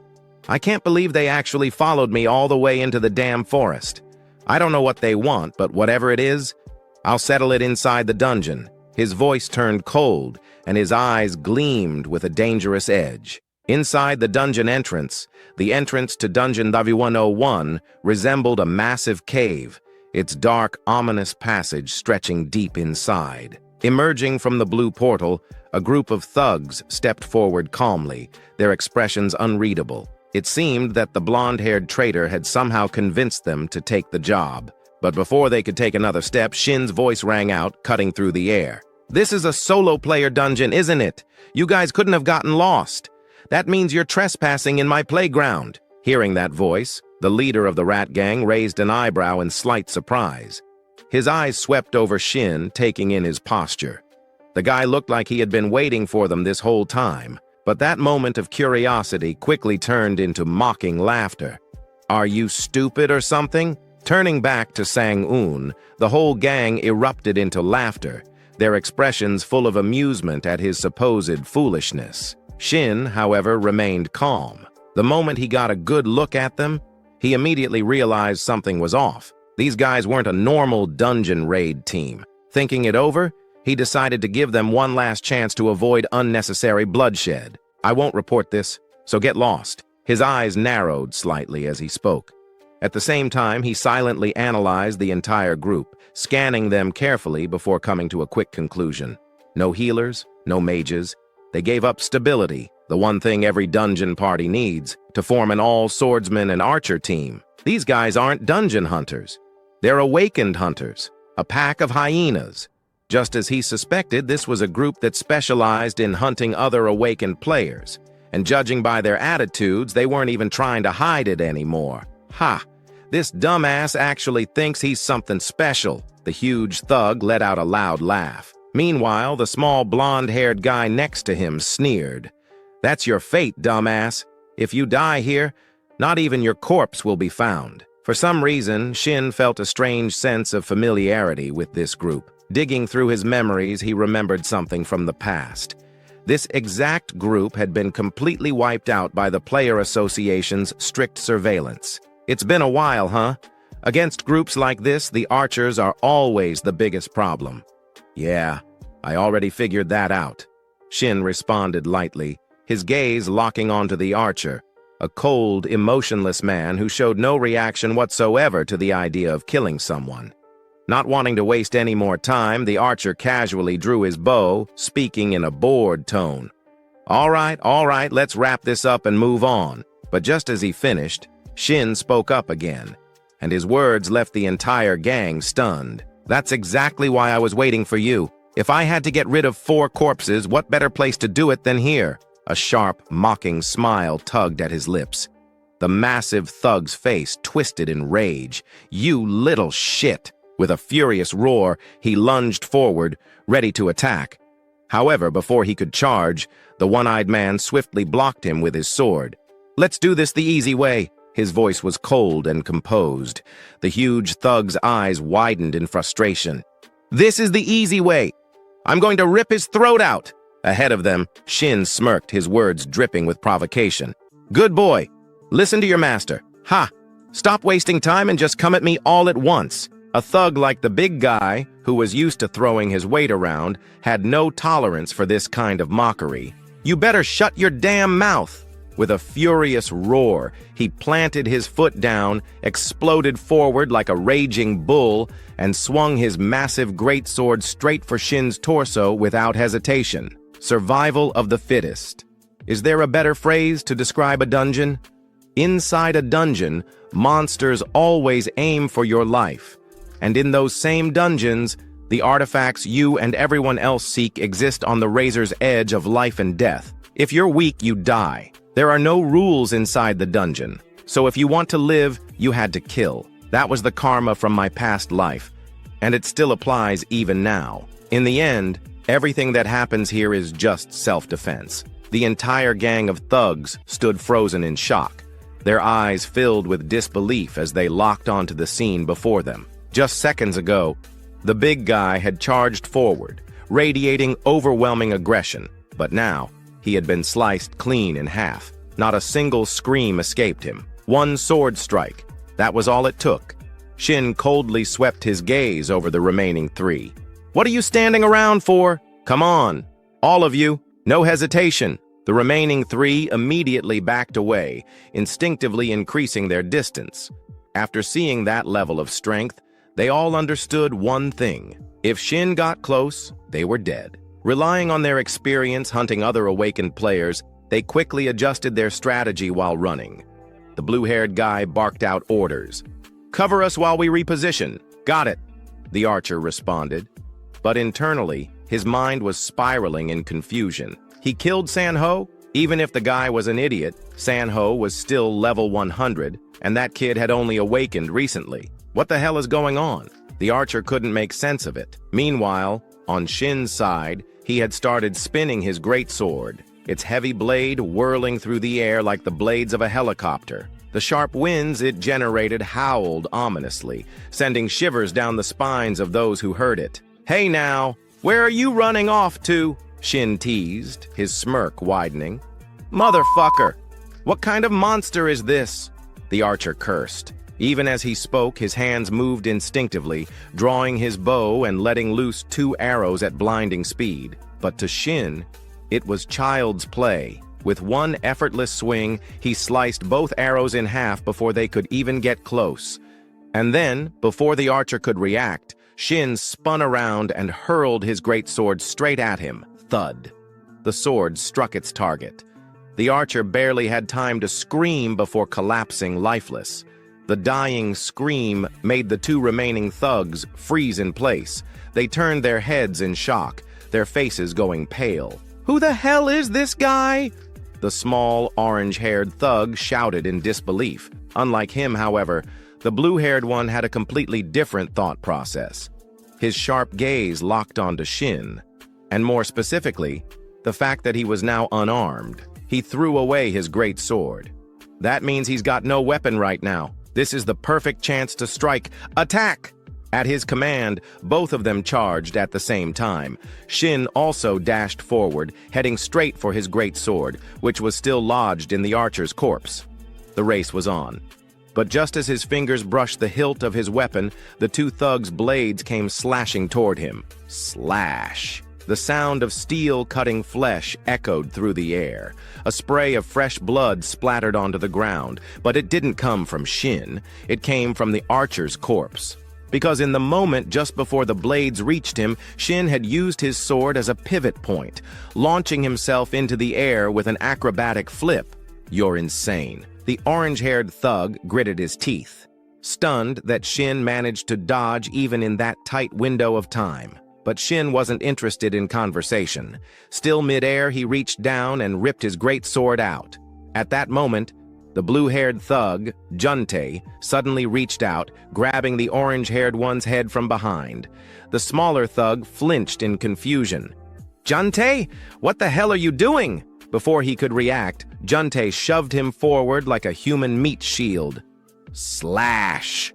The orange-haired thug barely had time to scream before Shin's greatsword cut through him like paper. Just like that, he was gone. Damn. That's some real brotherly love right there. Selling out your own teammate the second things go south, Shin said, mocking. After that, he paused his assault for a moment and casually added, "You guys were selling organs, right?" Juntae's eyes narrowed. Shin smirked. "Yeah. No way in hell people like you would trust each other just out of goodwill. So let me guess. Your real goal was awakening mana stones through organ transplants, right?" For a brief second, Juntae's expression shifted. Shin immediately caught it. Bullseye. Still, Juntae let out a cold chuckle. "So what if you figured it out, huh? You little shit!" As soon as the words left his mouth, Juntae lunged, his sword aimed straight at Shin's chest, and on his lips, a victorious grin. But just when the blade was barely 5 centimeters away from Shin's face, it stopped, frozen in place, unable to move forward even a single inch. Because Crushing Kneel has been activated. A debilitating shock surged through Juntae's body. For the next 4.4 seconds, he was completely paralyzed. Like a statue. Shin took a step forward, looked him in the eye, and spoke. "Let me ask you something." A cold chill crawled up Juntae's spine. He tried to move. Nothing. Tried to speak. Nothing. All he could do was stand there, feeling sweat drip down his face. "What the hell? I'm paralyzed? But how? Those wounds from earlier? No way!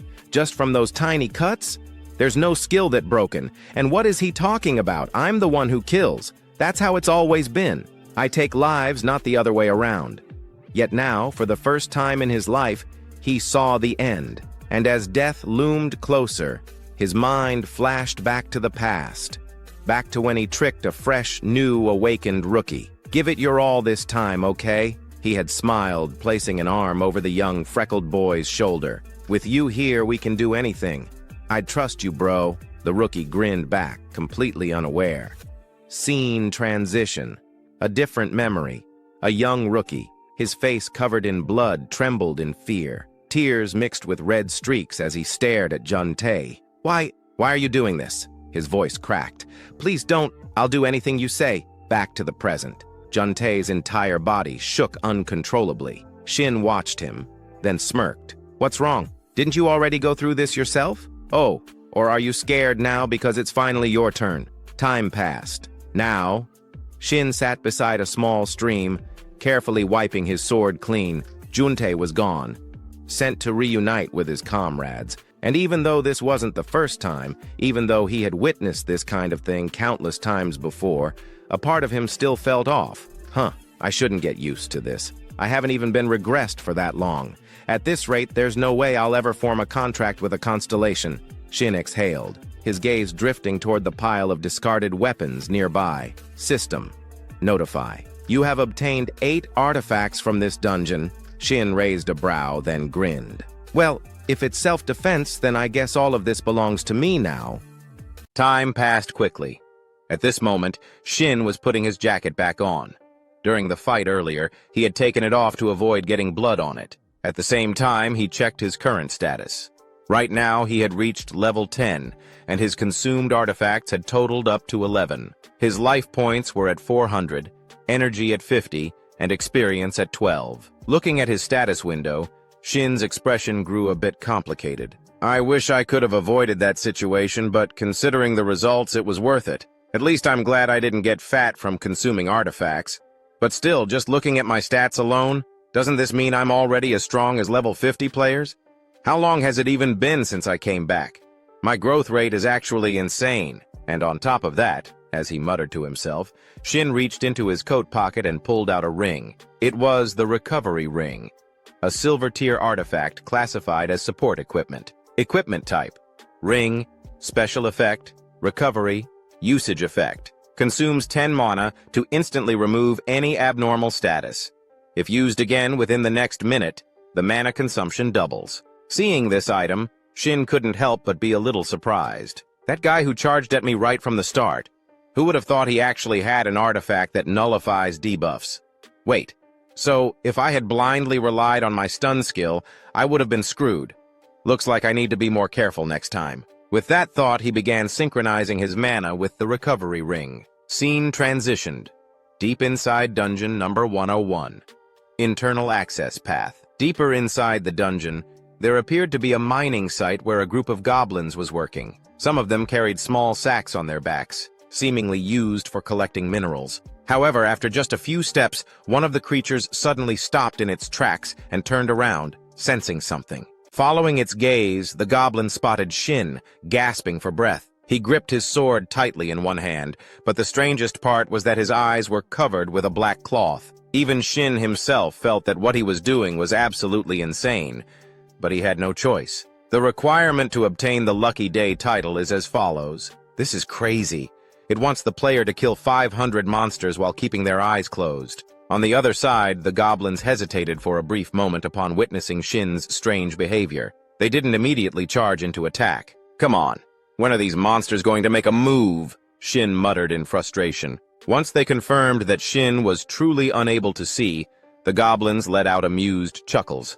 Drool dripped from their mouths as their excitement grew. Back to Shin's perspective, he suddenly lifted his head slightly, sensing something in the air. I can feel them. I had to sense the airflow and listen carefully to everything around me. Focus. I need to maintain this heightened state of awareness. Inside his mental world, it was as if he were standing on the surface of a still body of water. Then, from behind him, countless sounds and ripples began spreading rapidly toward him.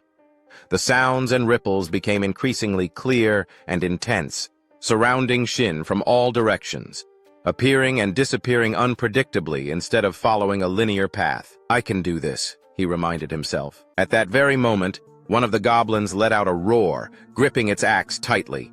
It swung straight at Shin. However, what it didn't know was that Shin's heightened perception had already detected its movement well in advance. Without a moment of hesitation, he swung his sword in a sweeping arc, slicing through the air with breakneck speed. In an instant, 4 goblins were cleaved in half simultaneously. A rain of blood erupted, and the area was instantly suffused with the thick stench of fresh blood. And yet, rather than feeling repulsed, Shin seemed almost exhilarated. This feels damn good, he let out a low chuckle. Just then, a blinding streak of light shot toward him at breakneck speed, aiming straight for his head. For an ordinary person, there would be no time to react. But Shin? Not a chance. The moment it entered his range of perception, Shin's hand snapped up, effortlessly catching the arrow mid-flight before crushing it into pieces in a single motion. The goblin archer in the distance broke into a cold sweat, letting out an unintelligible noise. Back to Shin's perspective, his perception was expanding in all directions,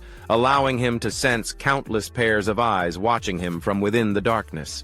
And yet, he felt no fear whatsoever. Just moments ago, I was in a terrible situation, but because of it, I got to relive my past. Maybe that's why my senses have been sharpened, huh?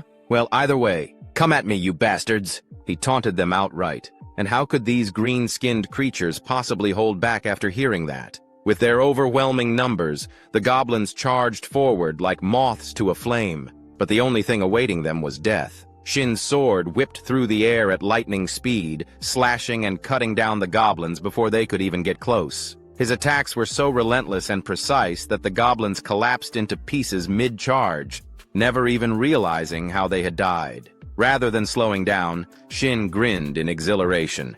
He lunged forward aggressively, cutting down everything in his path without the slightest hesitation. Only one goblin, lagging behind, had the misfortune of witnessing everything. It stood frozen, watching its comrades get obliterated in an instant. Terror was etched all over its face, but before it could even think about running, it soon joined its fallen brethren in the afterlife. Having temporarily wiped out the group of monsters ahead, Shin finally stopped for a moment. The tip of his sword still smoldered with heat, drenched in the blood of the fallen goblins. The scene around him was even more gruesome than a slaughterhouse. Every single monster's sacrifice had become fuel for Shin's growth. Suddenly, a notification popped up before his eyes. Congratulations!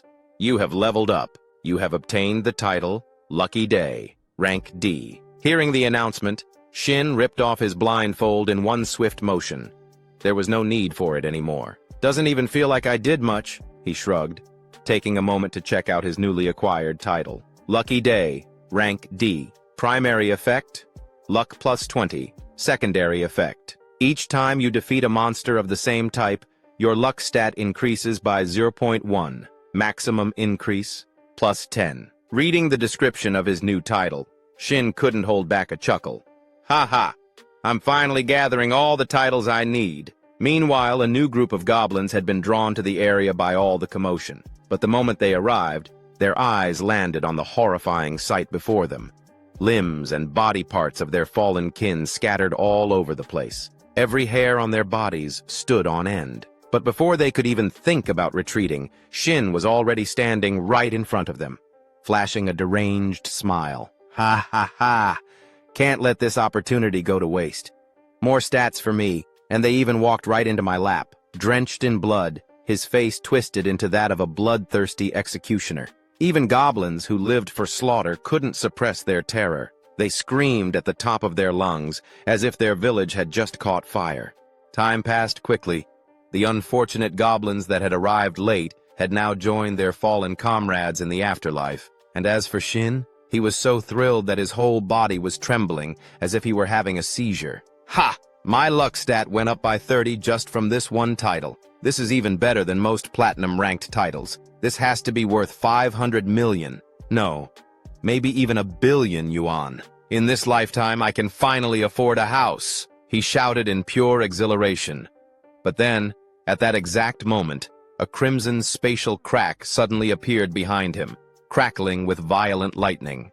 At the same time, a notification popped up before his eyes. The space around you begins to fade. Shin didn't even need the warning. He could already feel the disturbance in the space behind him. His expression instantly stiffened as he whipped around to see what was happening. Cold sweat dripped down his face, and that grin he had just moments ago, it vanished completely. A series of notifications began to appear in front of him. 3 constellations have taken an interest in you. The constellation Dimensional Ruin Cleaner asks, "Are you interested in bringing misfortune to others?" The constellation Grand Voyager of the Void is intrigued by your mysterious nature and wishes to converse. The constellation Goddess of Luck smiles at you while extending her hand. At this moment, the physical manifestations of the 3 constellations stood before Shin. First was the Dimensional Ruin Cleaner, a grotesque entity resembling a giant insect, yet it had a pair of wings and an unnervingly long tail. Next was the Grand Voyager of the Void, shrouded in mystery, draped in a flowing white robe. An enigmatic and unfathomable aura emanated from his presence. Lastly, there was the Goddess of Luck, an overwhelmingly beautiful figure capable of captivating one's very soul. Switching to Shin's perspective, he couldn't help but feel a mix of excitement and nervousness upon witnessing all 3 of his close friends being noticed by the 3 Grand Elders at the same time. That was fast, and all 3 of them too, he thought to himself, a bit overwhelmed. Then, in an attempt to draw some attention to himself, he spoke up half-jokingly, "Ha ha, did you guys see my performance?" To his surprise, the Goddess of Luck suddenly floated right in front of him. Rather than being mesmerized by her beauty, Shin felt a creeping sense of unease. Had I done something to offend them? Wait, was my tone too arrogant? I've never been in this kind of situation before, not even in my past life. No, the more pressure I feel, the more confident I need to act, he reminded himself. Fortunately for him, the Goddess of Luck showed no signs of displeasure. Instead, she flashed a radiant smile and seemed to regard him with favor. She then spoke in a voice filled with curiosity. "This is the first time I've ever seen such a lucky swordsman. How unusual." Hearing that, Shin scratched the back of his head awkwardly and chuckled. "Oh, luck. Yeah, I guess I really am insanely lucky. Ha. Even he was a little taken aback by just how ridiculously fortunate he had been. Phew, just as I expected. This constellation seems interested in forming a contract. That means I can take my time and examine things properly now, he thought to himself. Meanwhile, the star of the collapsing void cleaner openly praised Shin's potential for cruelty. This particular constellation had the personality of a classic bloodthirsty executioner, and Shin couldn't help but wonder, did I catch his attention just because I massacred a bunch of goblins in such a short time? On the other hand, the Grand Wanderer of Space seemed more intrigued by the hidden depths of Shin's psyche. This left him puzzled. Why was this constellation here? I've heard that the Grand Wanderer of Space only appears before players who possess the aura of a saint. So does that mean they're actually here because of her? He murmured, his gaze shifting forward with a hint of doubt. At that moment, the goddess of luck was happily chatting with the other two constellations. She even reached out and ruffled the Grand Wanderer's hair, causing his face to flush a deep red. Seeing this, a rumor from Shin's past life suddenly resurfaced in his mind. The goddess of luck. Even in the world of constellations, there were rumors that she had incredibly vast connections. Across from him, the beautiful goddess caught his skeptical gaze, noticing how he was staring at her intently. In response, she turned to face him and casually reassured him, "I'm not possessive. Even if you choose me, you're still free to form contracts with other constellations." Reading this system message, Shin was momentarily stunned. This offer was almost too good to be true. "Wait, seriously?" He blurted out before thinking to himself, "This is a massive advantage. A sharpshooter can hit their mark even when firing into the air under the blessings of the world. They never run out of arrows." The miracle archer, among all archers, Hashimoto Yugi, was the one who had defeated countless top swordsmen. Not only did he have an absurdly high luck stat, but his destructive power was overwhelming. People suspected he was cheating or exploiting a loophole, but in reality, it was simply because he had contracts with two constellations, and it was the goddess of luck who made that impossible feat a reality. With that thought in mind, Shin knew better than to offend these three constellations, so he could only force a smile and chuckle awkwardly. Ha ha ha. Having three constellations appear at once sure makes it hard to choose. Across from him, the emotional state of the three constellations shifted instantly. They urged him to cast aside the petty concerns of a mere mortal and make a decision of fate. One of them even began to question whether they had chosen the wrong person. From Shin's perspective, however, it wasn't that he was playing mind games to raise the value of his contract. He was genuinely struggling to make the right choice. The goddess of luck is definitely a good constellation. But if choosing her means no other constellations will appear in the future, then this decision is practically locking in my entire fate as a player. Over the 10 years I spent as a player, only one constellation ever approached me, the model student who succeeded late in life. When he appeared, it was like a beacon of salvation. I was overwhelmed with joy. No matter how much I struggled, I believed that the future would be bright. But nothing ever changed. Not until I turned 55. That's right. I never got any real benefit from my constellation. The activation condition was absurd. The ability required me to reach level 850 before it would double all stat effects from artifacts and titles for my entire life. I couldn't use the constellation's most important power. No. More than that, I didn't even dare to dream of using it. But in the end, maybe that constellation was the reason I got to turn back time. So, for that, I'm grateful. Which is why, this time, I had to be more careful than ever. From now on, I had to accept that there won't be another chance to rewind time. As he thought this, he carefully studied the three constellations before him. Should I choose divine power, destructive power, or luck? And just like that, after a brief moment of contemplation, Shin made his decision. Without hesitation, he pressed the confirmation button on the system screen. Immediately, a notification popped up. You have signed a contract with the constellation, Goddess of Luck. Once the contract is established, even if the player dies, it will remain in effect for 30 years without disappearing. In another realm, an entity was closely monitoring the contract between the reincarnated player and the Goddess of Luck. Shin, friendly constellations sincerely congratulate your contract and wish for your victory. Hostile constellations have decided to use their players to hinder your growth. A series of notifications flooded the screen, causing Shin to glance nervously at the bright red warning messages before him. Haha! What the hell is this? Why am I suddenly attracting so much attention? Well, whatever happens, I'll be counting on you from now on, Goddess of Luck. As he spoke, he reached out his hand. Seeing this, the Goddess of Luck gently extended hers, placing it against his. The Goddess of Luck blesses your wise choice. Just as Shin was about to say something, the system suddenly issued another set of notifications. Goddess of Luck, contract effects and blessings. Trait 1. All offensive actions guarantee critical damage against enemies. Trait 2. When obtaining a unique grade artifact or higher, you will automatically unlock and inherit its hidden effect. Trait 3. When defeating a mid-tier boss or a main boss, if the boss's level is higher than yours, you will receive an artifact with a 100% drop rate. At that moment, the goddess of luck transformed into a chibi version of herself. She tilted her head back arrogantly, her expression smug and full of pride. Meanwhile, Shin's reaction was, "Wow, what the hell is this? Why are these abilities so overpowered? Wait, there's more!" His eyes widened as yet another notification appeared. Trait 4. When investing level-up points into luck, each point will double the stat value. This effect is retroactively applied to all previously allocated points. Shin's jaw dropped. Looking at the 4 contract traits granted by the goddess of luck, Shin was so overjoyed that he cried like a baby. Guaranteed critical hits and artifact drops? You've really had it rough, Shin. As he spoke, he felt like his life was only now truly beginning. Then, out of nowhere, the goddess of luck turned to him and asked, "The goddess of luck inquires, what will you do about the offers from the other constellations?" To Shin, after witnessing firsthand what he had gained from the goddess of luck, why would he even care about the other two? He turned around and dismissively waved his hand. "Ah, it's fine. You two can leave now.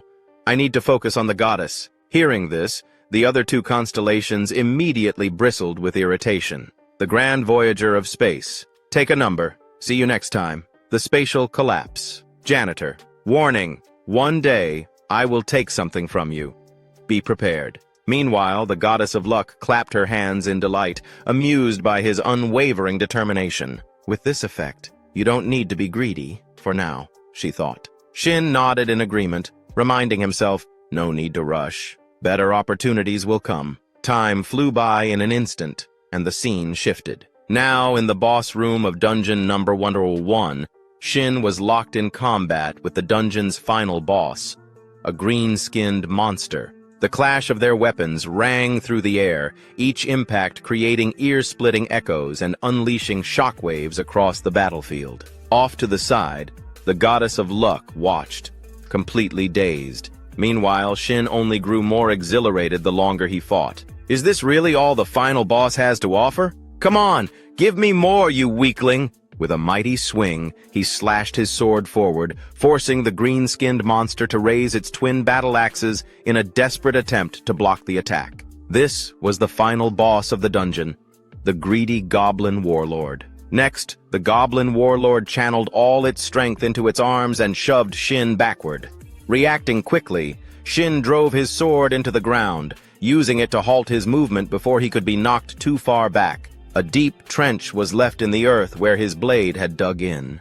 Then, the Goblin Warlord suddenly threw its head back and let out a deafening shriek. Its eyes blazed a furious red as a system notification appeared before Shin. The Goblin Warlord has inflicted weakness and oppression on you. You have been paralyzed. From Shin's perspective, however, this was nothing new. Thanks to his experiences from his previous life, he had long anticipated this move. It's trying to break my will to fight. Muttering under his breath, he activated his recovery skill. Recover. At the same time, the Goblin Warlord refused to give him any breathing room. With a ferocious charge, it swung its battle axe downward in a crushing blow. The sheer force of the attack shattered the ground beneath them, sending sharp shards of rock flying in all directions. However, as the Goblin Warlord surveyed the aftermath, a flicker of confusion crossed its face. It hadn't felt the sensation of hitting anything solid, and sure enough, Shin's voice rang out, completely unfazed. This skill has a clear limit. It can't completely lock down movement. Guess it's only good for dealing with small fry, huh? At that moment, Shin had already braced his sword against the Goblin Warlord's axe, stopping it from being retracted. The reason he could move despite the paralysis? His recovery ring. This was the same ring he had obtained after dealing with those thugs earlier. Thanks to its anti-CC effect, the moment he was paralyzed, the status ailment was immediately lifted. All right, let's test my luck, Shin murmured as he steadied his grip on his sword. Meanwhile, the Goblin Warlord's face drained of all color. Panicking, it attempted to inflict weakness on him again. However, this time, Shin simply smirked coldly. You think that trick will work twice? With a lightning-fast dash forward, Shin slashed his blade across its chest, carving a deep wound into its left side. The goblin warlord let out a blood-curdling scream as pain surged through its body. Without wasting a second, Shin activated his skill, Demon Breaker. The effect was immediate. The goblin warlord was paralyzed for 2 whole seconds. Seeing the opportunity, Shin lunged forward. His sword became a blur, striking with machine-like precision and speed, as if it were a high-powered milling cutter tearing through steel. Only 2 seconds, then let's make it 4. With that, he applied a delay effect, extending the paralysis for another 2 seconds. The goblin warlord's face froze in sheer disbelief. It couldn't move a muscle, but that wasn't the end. Shin immediately picked up speed, darting around the stunned goblin and launching a flurry of attacks from every possible angle. Secondary delay effect activated. 90% chance of prolonging paralysis. Success! Ha! Got it again, Shin smirked. Time passed swiftly, and in the end, the goblin warlord could no longer withstand Shin's relentless assault. It fell with a final pitiful groan, departing for its next reincarnation. The moment its body hit the ground, a system notification flashed before Shin's eyes. Congratulations! You have cleared the Dark Swamp Goblin Dungeon. You have leveled up. You have received the D rank title. Don't touch me. Title description: Luck plus 30, Evasion plus 10. Additional effect: you may enhance one chosen skill once. The enhancement level is based on the system's designated scaling for players. Shin collapsed onto the ground, completely exhausted from the constant battles since the start of the dungeon. They say youth should be spent working hard, but at this rate I'm pushing my body to the limit, he groaned, complaining to himself. Standing beside him, the lucky goddess clapped her hands and cheerfully encouraged him. The lucky goddess says that as long as you try, fortune will follow. Shin rolled his eyes. At this point, I should just call this an ability of mine. In response, the lucky goddess puffed up with pride. The lucky goddess says that luck is a skill, and she is delighted to see it following you. In fact, she firmly believes it's all thanks to her. Shin sighed but didn't argue. Instead, he quickly opened his stats window. First things first, let's dump my points into luck. As he allocated the points, his luck stat finally surpassed 100. Once a stat exceeds 100, an adjustment occurs, amplifying its effects by an extra 10%. For most stats like evasion, this meant a higher chance to dodge attacks. But for luck, it directly influenced drop rates. And as if the system wanted to prove his point, a faint glow suddenly radiated from the goblin warlord's massive shield, an item it hadn't even gotten the chance to use during the fight. Shin glanced at it, and instantly, a window popped up, revealing the item's details. Cudness Shield. Silver Artifact. Type: Secondary Equipment. Shield. Special Effect: Sacrifice.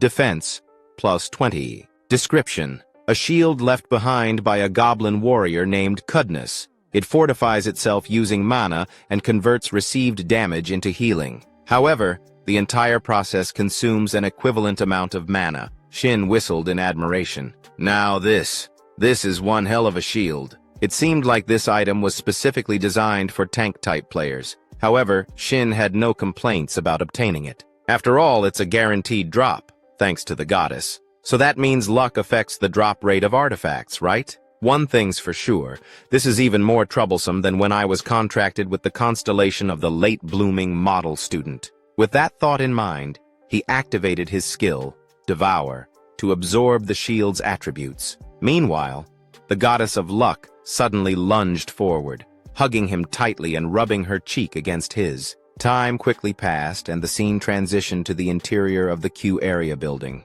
At this moment, Shin was there, trying to explain something. However, he was immediately rejected by a female employee, her eyes heavy with exhaustion. "No way," she said, shaking her head. Standing across from her, Shin persisted. "I understand what you're trying to say, but look, I have my reasons." Before he could finish, the woman cut him off. "I'm sorry, but can you reconsider? I'm about to lose my mind.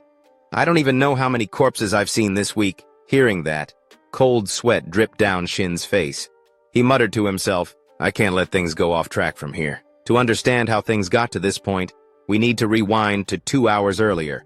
On the Hanam Expressway, seated inside a car, Shin was reminiscing about the ordinary moment when he devoured the shield. I was worried since it was a goblin's shield, but a simple meal of kimchi and white rice, a classic peninsula-style dish. At least there was kimchi with the rice. Thinking about this, Shin's car suddenly came to a halt, shaking violently. A moment later, the control panel lit up with a flood of crimson warning icons, startling him into shouting, "What the hell? Why are all these warning lights on?" "Is it finally time to get a new car?" he muttered to himself, but quickly shook his head. No. Moving to a new area is more important than getting a replacement. The lower a player's level, the more criminals will have their eyes on them. I can't live in a constant state of paranoia. Moving to well-guarded places like Player Street will be more convenient. And if I factor in artifacts, I should buy used ones, so they're easier to consume and absorb. Money. I need a ton of money, and I need it fast.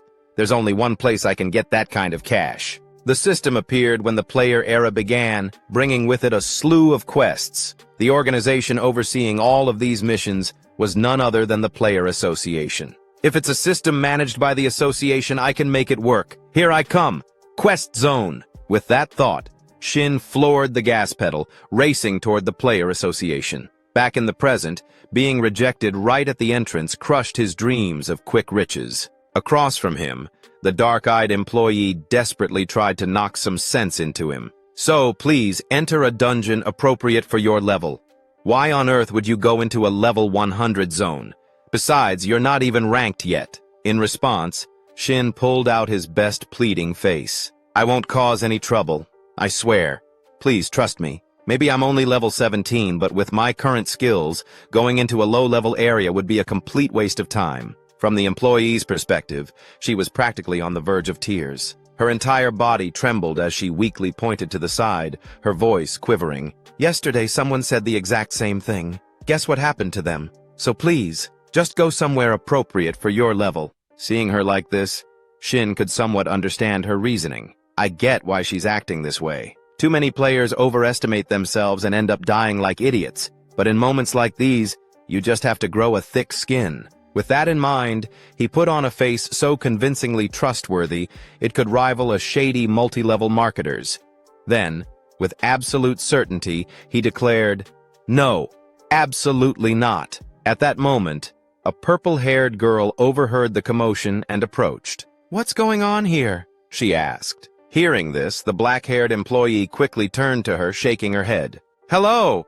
It's nothing, really." This purple-haired girl was Miso, a member of the Eden Guild, a level 100 player, and an A+ ranker. When Shin recognized her face, his eyes flickered with shock for a brief moment as he realized who she was. She's called the Slaughter God Archer, Kim Miso, the first level 100 player to reach A+ rank and earn the title Divine Archer, a rising star. But more than her skill, what truly makes her stand out is the fact that she's the daughter of Kim Yun-cho, the chairman of Holy Biotech. That means she's also known by another alias, Shadow Reaper, alongside Shinty Rei, the country's top assassin player, and Do Jinho, one of South Korea's best swordsmen. Her family holds the most shares in the Eden Guild. You could say she's the most privileged player in history. Miso, noticing Shin staring at her, turned to him and asked, "This is our first time meeting, isn't it? I've been watching for a while. Why are you insisting on taking a level 100 quest?" Without hesitation, Shin replied, "Because it pays well." At that moment, he caught the murmurs of nearby players. "Whoa, Kim Miso is the one who started the conversation? But what's with that guy's attitude? Is he insane?" "Hey, just drop it.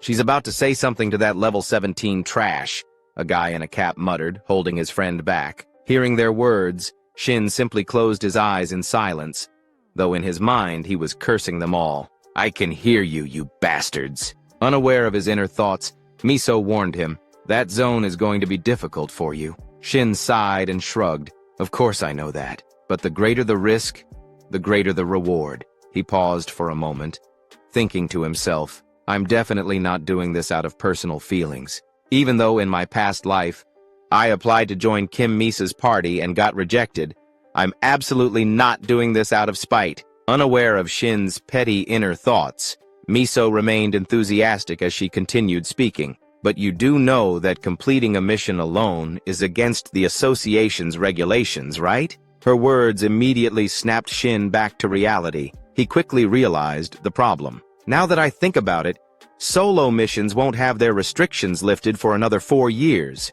Knowing that he wouldn't be able to go at it alone here, he scratched his head awkwardly and said, "I guess I didn't read the details carefully. Well then, I'll be on my way." With that, he quickened his pace.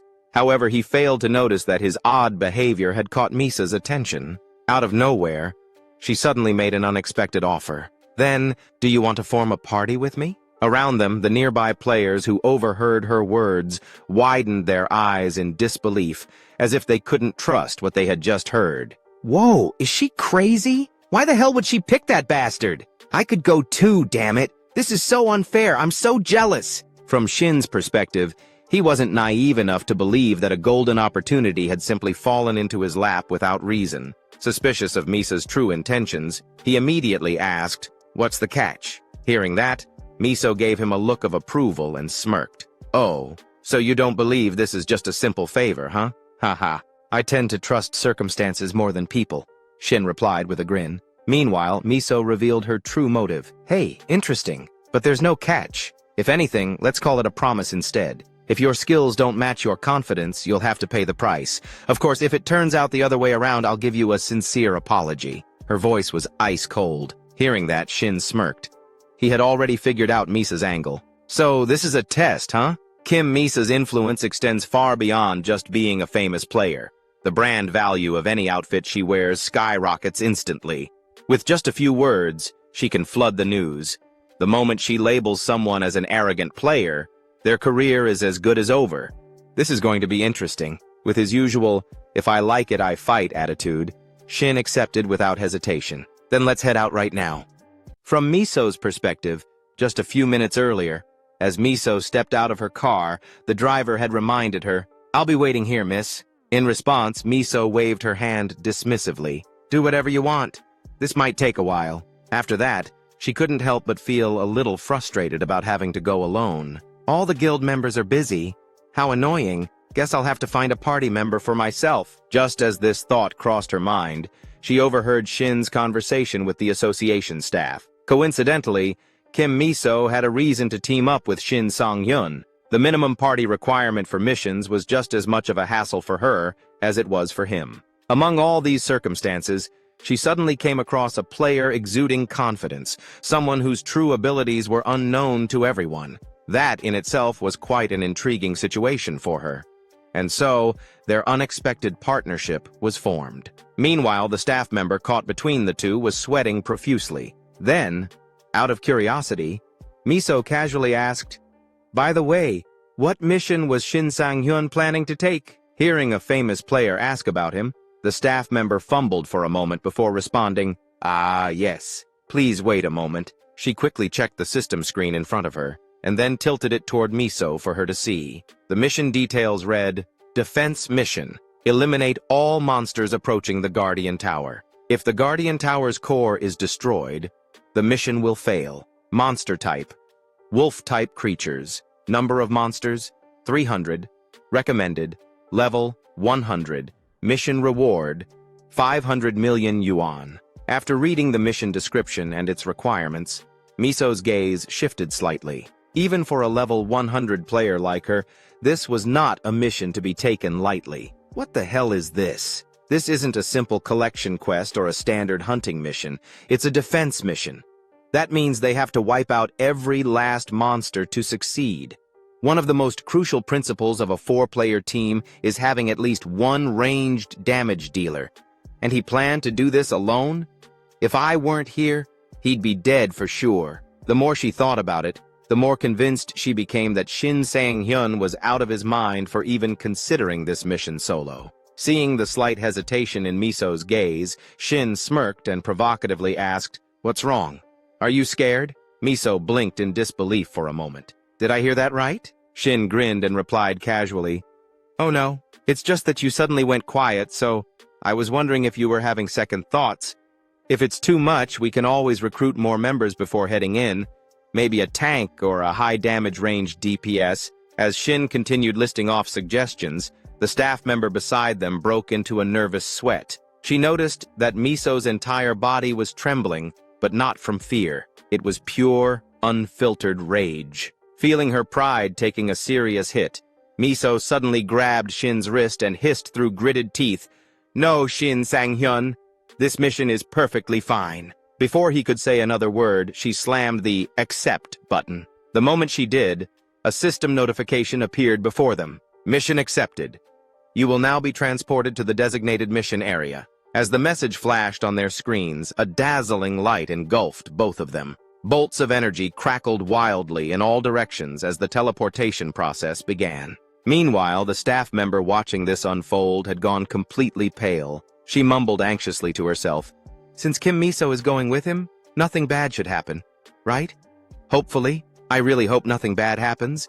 No one knows how this is going to turn out." Elsewhere, a black-clad player who had been watching them disappear into the mission zone scratched his head in confusion. "Do you guys think he'll actually pull it off?" Hearing this, the burly player in the iron helmet scoffed and responded with absolute certainty, "No way.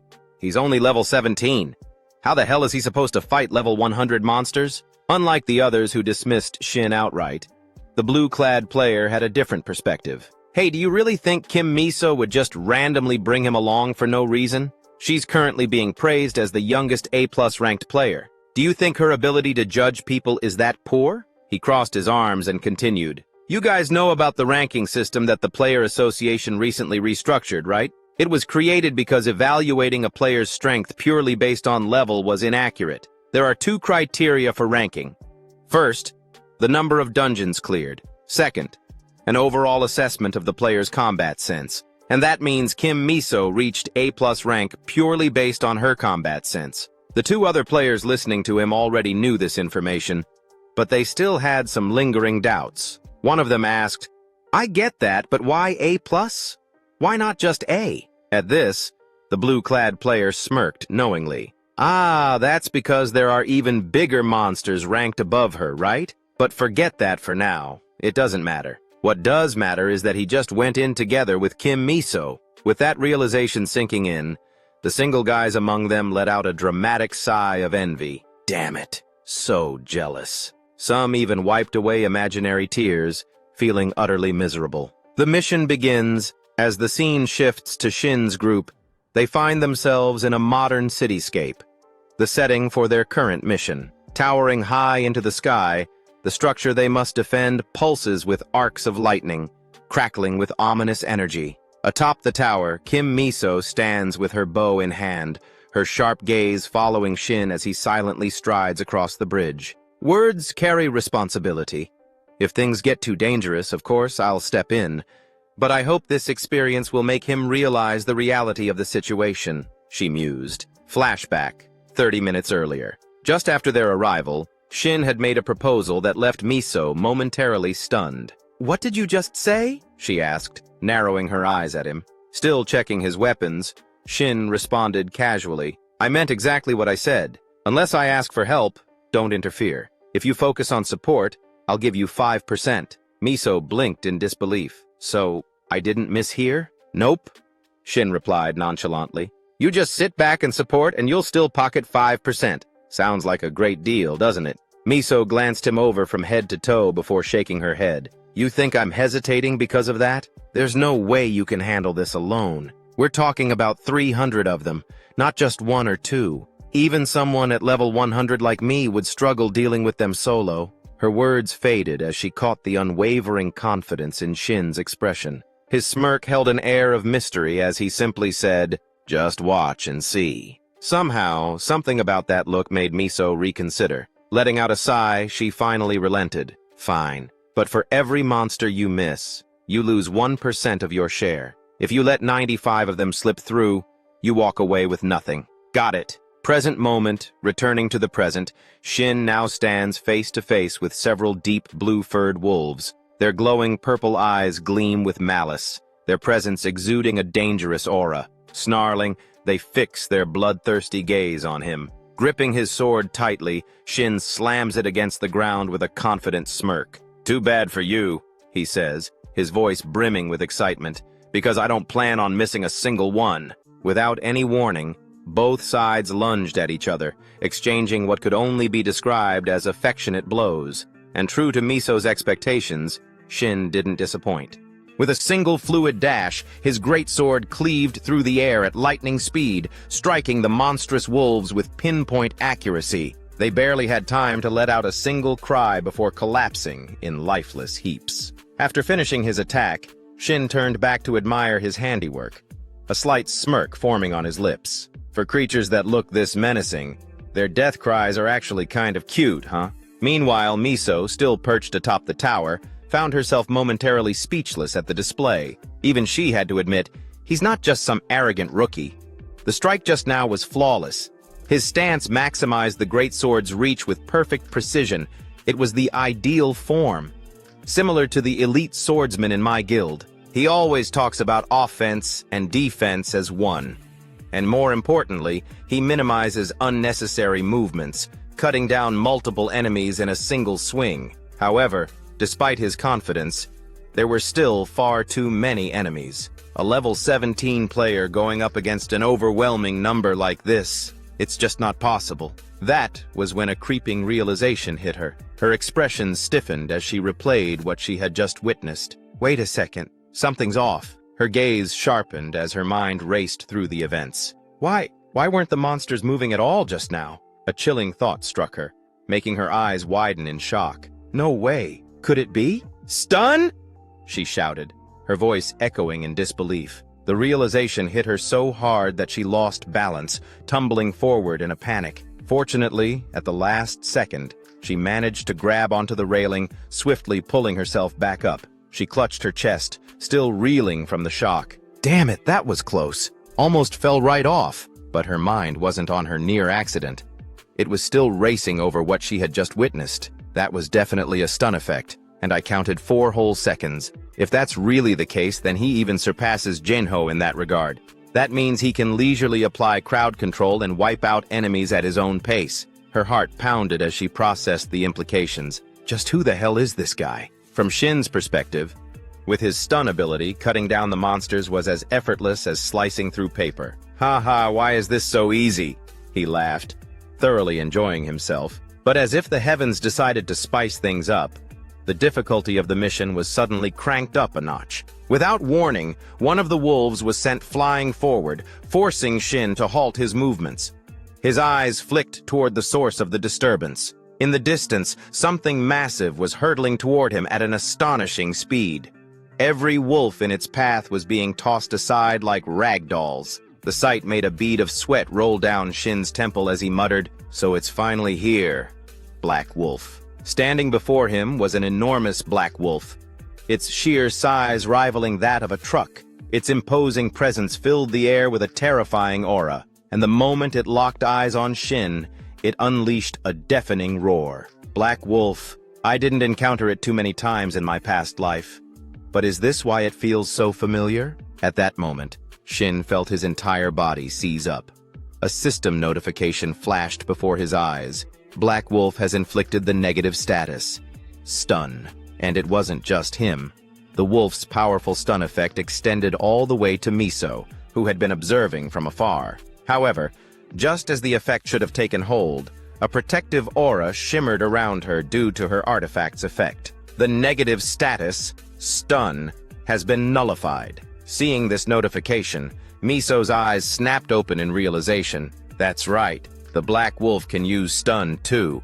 I was too caught up watching him fight that I completely forgot, and to think I was considering teaching him a lesson, that was reckless. Her gaze turned sharp as she swiftly drew her bow, preparing to provide support. I can accept that he somehow has an extended stun duration. Fine. But for him to also have a way to nullify status effects at such a low level?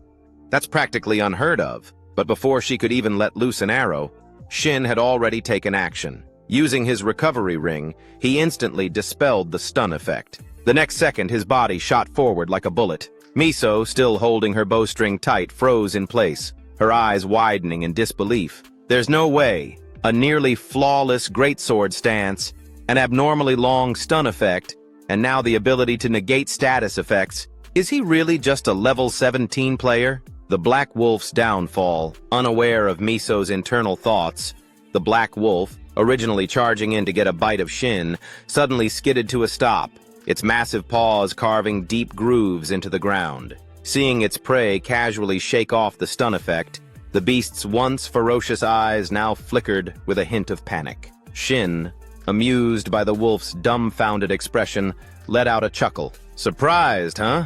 You thought your prey would be paralyzed, completely defenseless. But here I am, moving freely. That moment of hesitation has already decided the outcome of this battle." Without giving the wolf a chance to recover, Shin shifted his weight backward, lowering his stance before executing a swift slide under its belly. In the same motion, he thrust his great sword upward, slicing deep into the beast's underbelly, leaving behind a long, gruesome wound. The mighty black wolf, without ever getting a proper chance to show its strength, could only let out a regretful whimper before succumbing to the abyss. Standing beneath its massive body, Shin grabbed its tail and gave it a yank before sighing in annoyance. "Damn it, my clothes are covered in blood. Thought I'd make it through clean." He clicked his tongue, glancing down at the crimson-stained fabric. Then, as if a mischievous idea struck him, his lips curled into a grin. "Well, since I'm already messy, should I just go all out for fun?" His gaze lifted toward the remaining monsters, his eyes gleaming with danger. Miso's realization. Meanwhile, from her vantage point, Miso's expression had completely transformed. No longer was she merely observing with mild curiosity.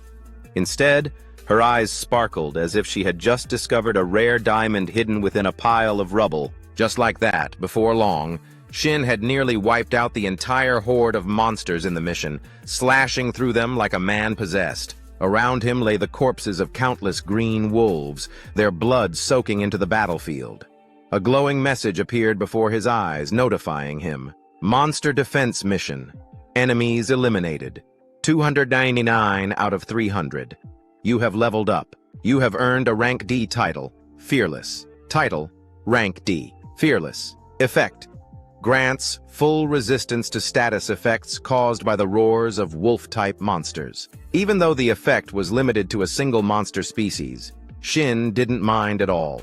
A new title was a new title, and one more step forward. A small smile crept across his face as he took a moment to breathe, then turned his gaze behind him, where Miso, the archer, was standing watchfully. "They're not looking at me with suspicion anymore," he thought. "Those doubtful stares, they're gone now. They're genuinely watching me, watching to see what I'll do next. And with people watching, a performer like me can't afford to rest." He cracked his knuckles and smirked to himself. "Guess I'd better wrap this up quick, huh? So, are you ready for me, Grey Wolf?" As he muttered those words, he glanced upward, and there it was. The final boss had arrived, the Lord of Werewolves, half human, half wolf. It towered over the battlefield, its entire frame rippling with thick muscle. The moment it laid eyes on him, it let out a thunderous roar, slamming its clawed hand straight toward him.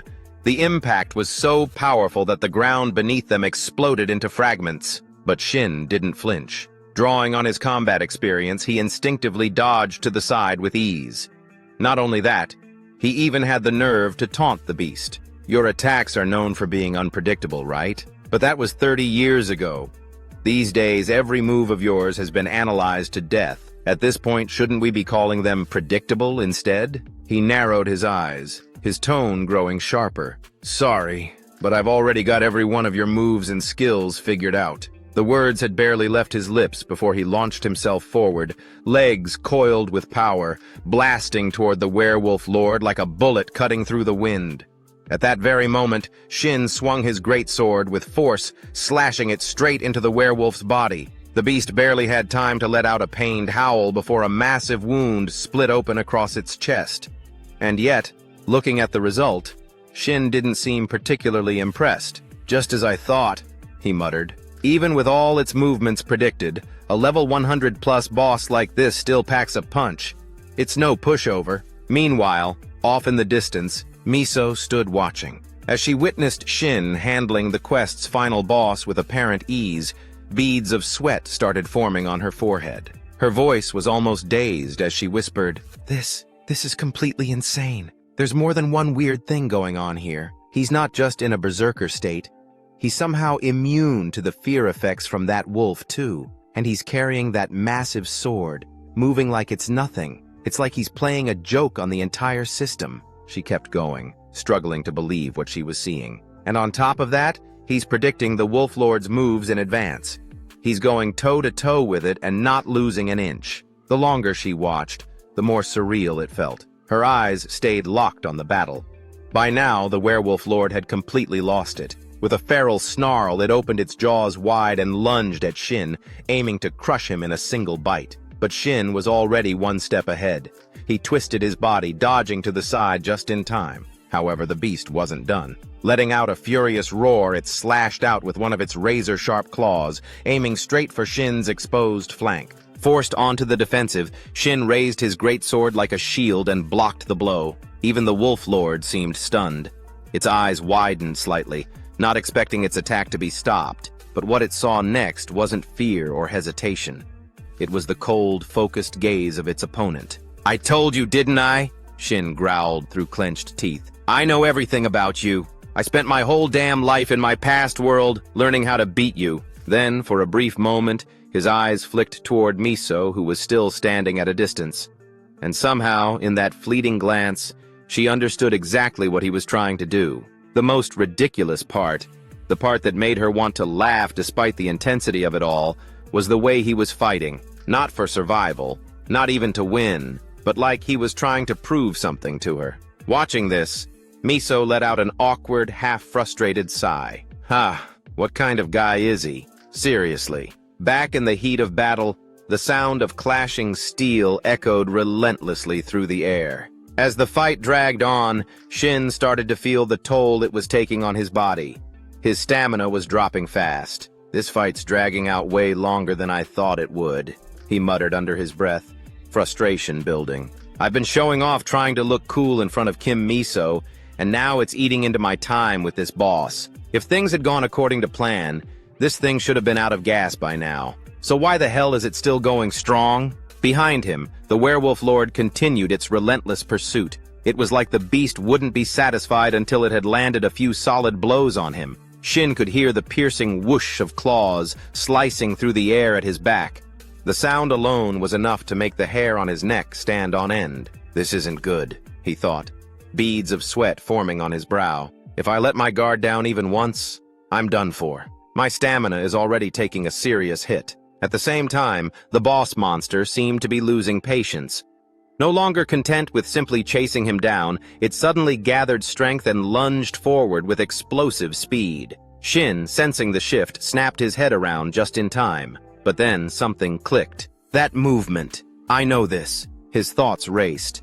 It's one of the boss's high-tier attacks, designed to bait its opponent into dropping their guard. A powerful fake-out that opens the door for a devastating follow-up. This move has killed so many players before. Though he'd never tested it in live combat, Shin knew what he had to do. Now isn't the time for hesitation. No turning back, he told himself. Sometimes bold moves are the only way forward. With resolve hardening in his eyes, Shin spun on his heel, gripping his sword tighter. He made the split-second decision to meet the boss head-on. In an instant, both combatants hurled themselves at each other. Shin swung his sword in a sweeping arc, slashing clean across the monster's right arm, severing it entirely in a single fluid motion. But the Werewolf Lord didn't even flinch. Taking advantage of Shin's unguarded moment just after his attack, the beast swung its remaining arm with brutal force, its claw raking straight across Shin's chest, digging deep into his flesh.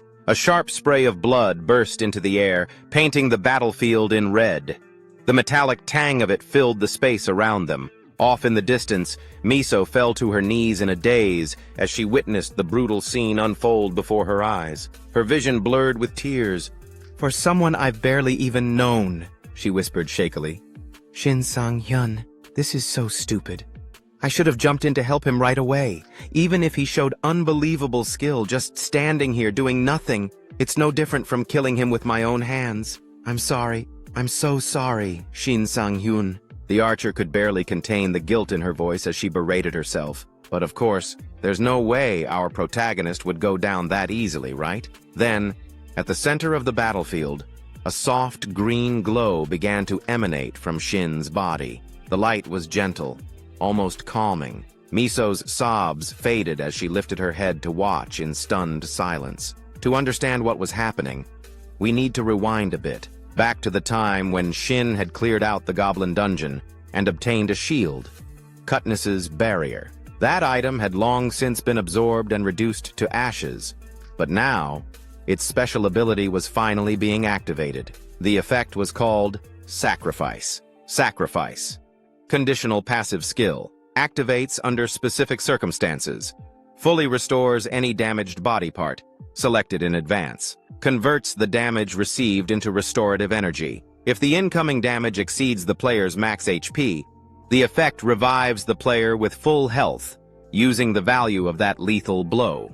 After reading the effect's description, Shin instantly understood how the skill worked. A conditional healing skill that only triggers in specific moments. It becomes insanely useful after taking fatal damage, so I need to select a body part for it to protect, right? A system screen popped up, displaying a selection of body parts that he could assign to activate the sacrifice effect. Seeing the options laid out before him, Shin couldn't help but swallow hard. What is this? They've broken it down way too specifically. There are 16 sections in total. That's insane. The safest choice would usually be the back, but even the back is split into 4 sections. That's completely inefficient and dangerous. I can't even predict where I'll be hit. He knew that if he wanted to survive, he couldn't just rely on luck. In that case, he thought to himself, eyes narrowing, I'll have to use this ability strategically.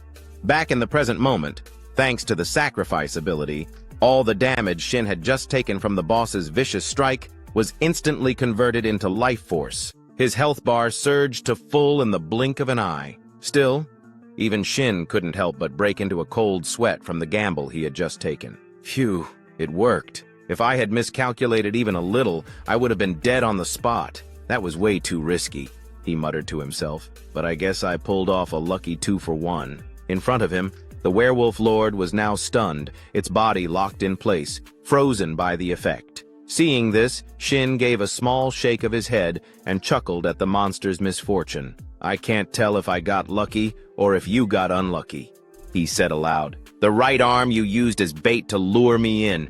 It got chopped off. Who would have thought you'd lower your guard just to land a lethal blow? But now, how about we test your endurance at a whole different level? And with that, the tide of battle was sealed. Missing an arm and stuck in a stunned state, there was no way the bulky boss monster could withstand what came next. In no time at all, it had collapsed before Shin, down on its knees, barely clinging to life. Only the faintest trace of breath remained in its massive body. Shin exhaled deeply, finally allowing himself to relax. That's the end of it. The stun didn't last long, but it was enough to take you down. Just then, he heard footsteps rushing toward him from behind. Turning, he saw Miso sprinting up beside him.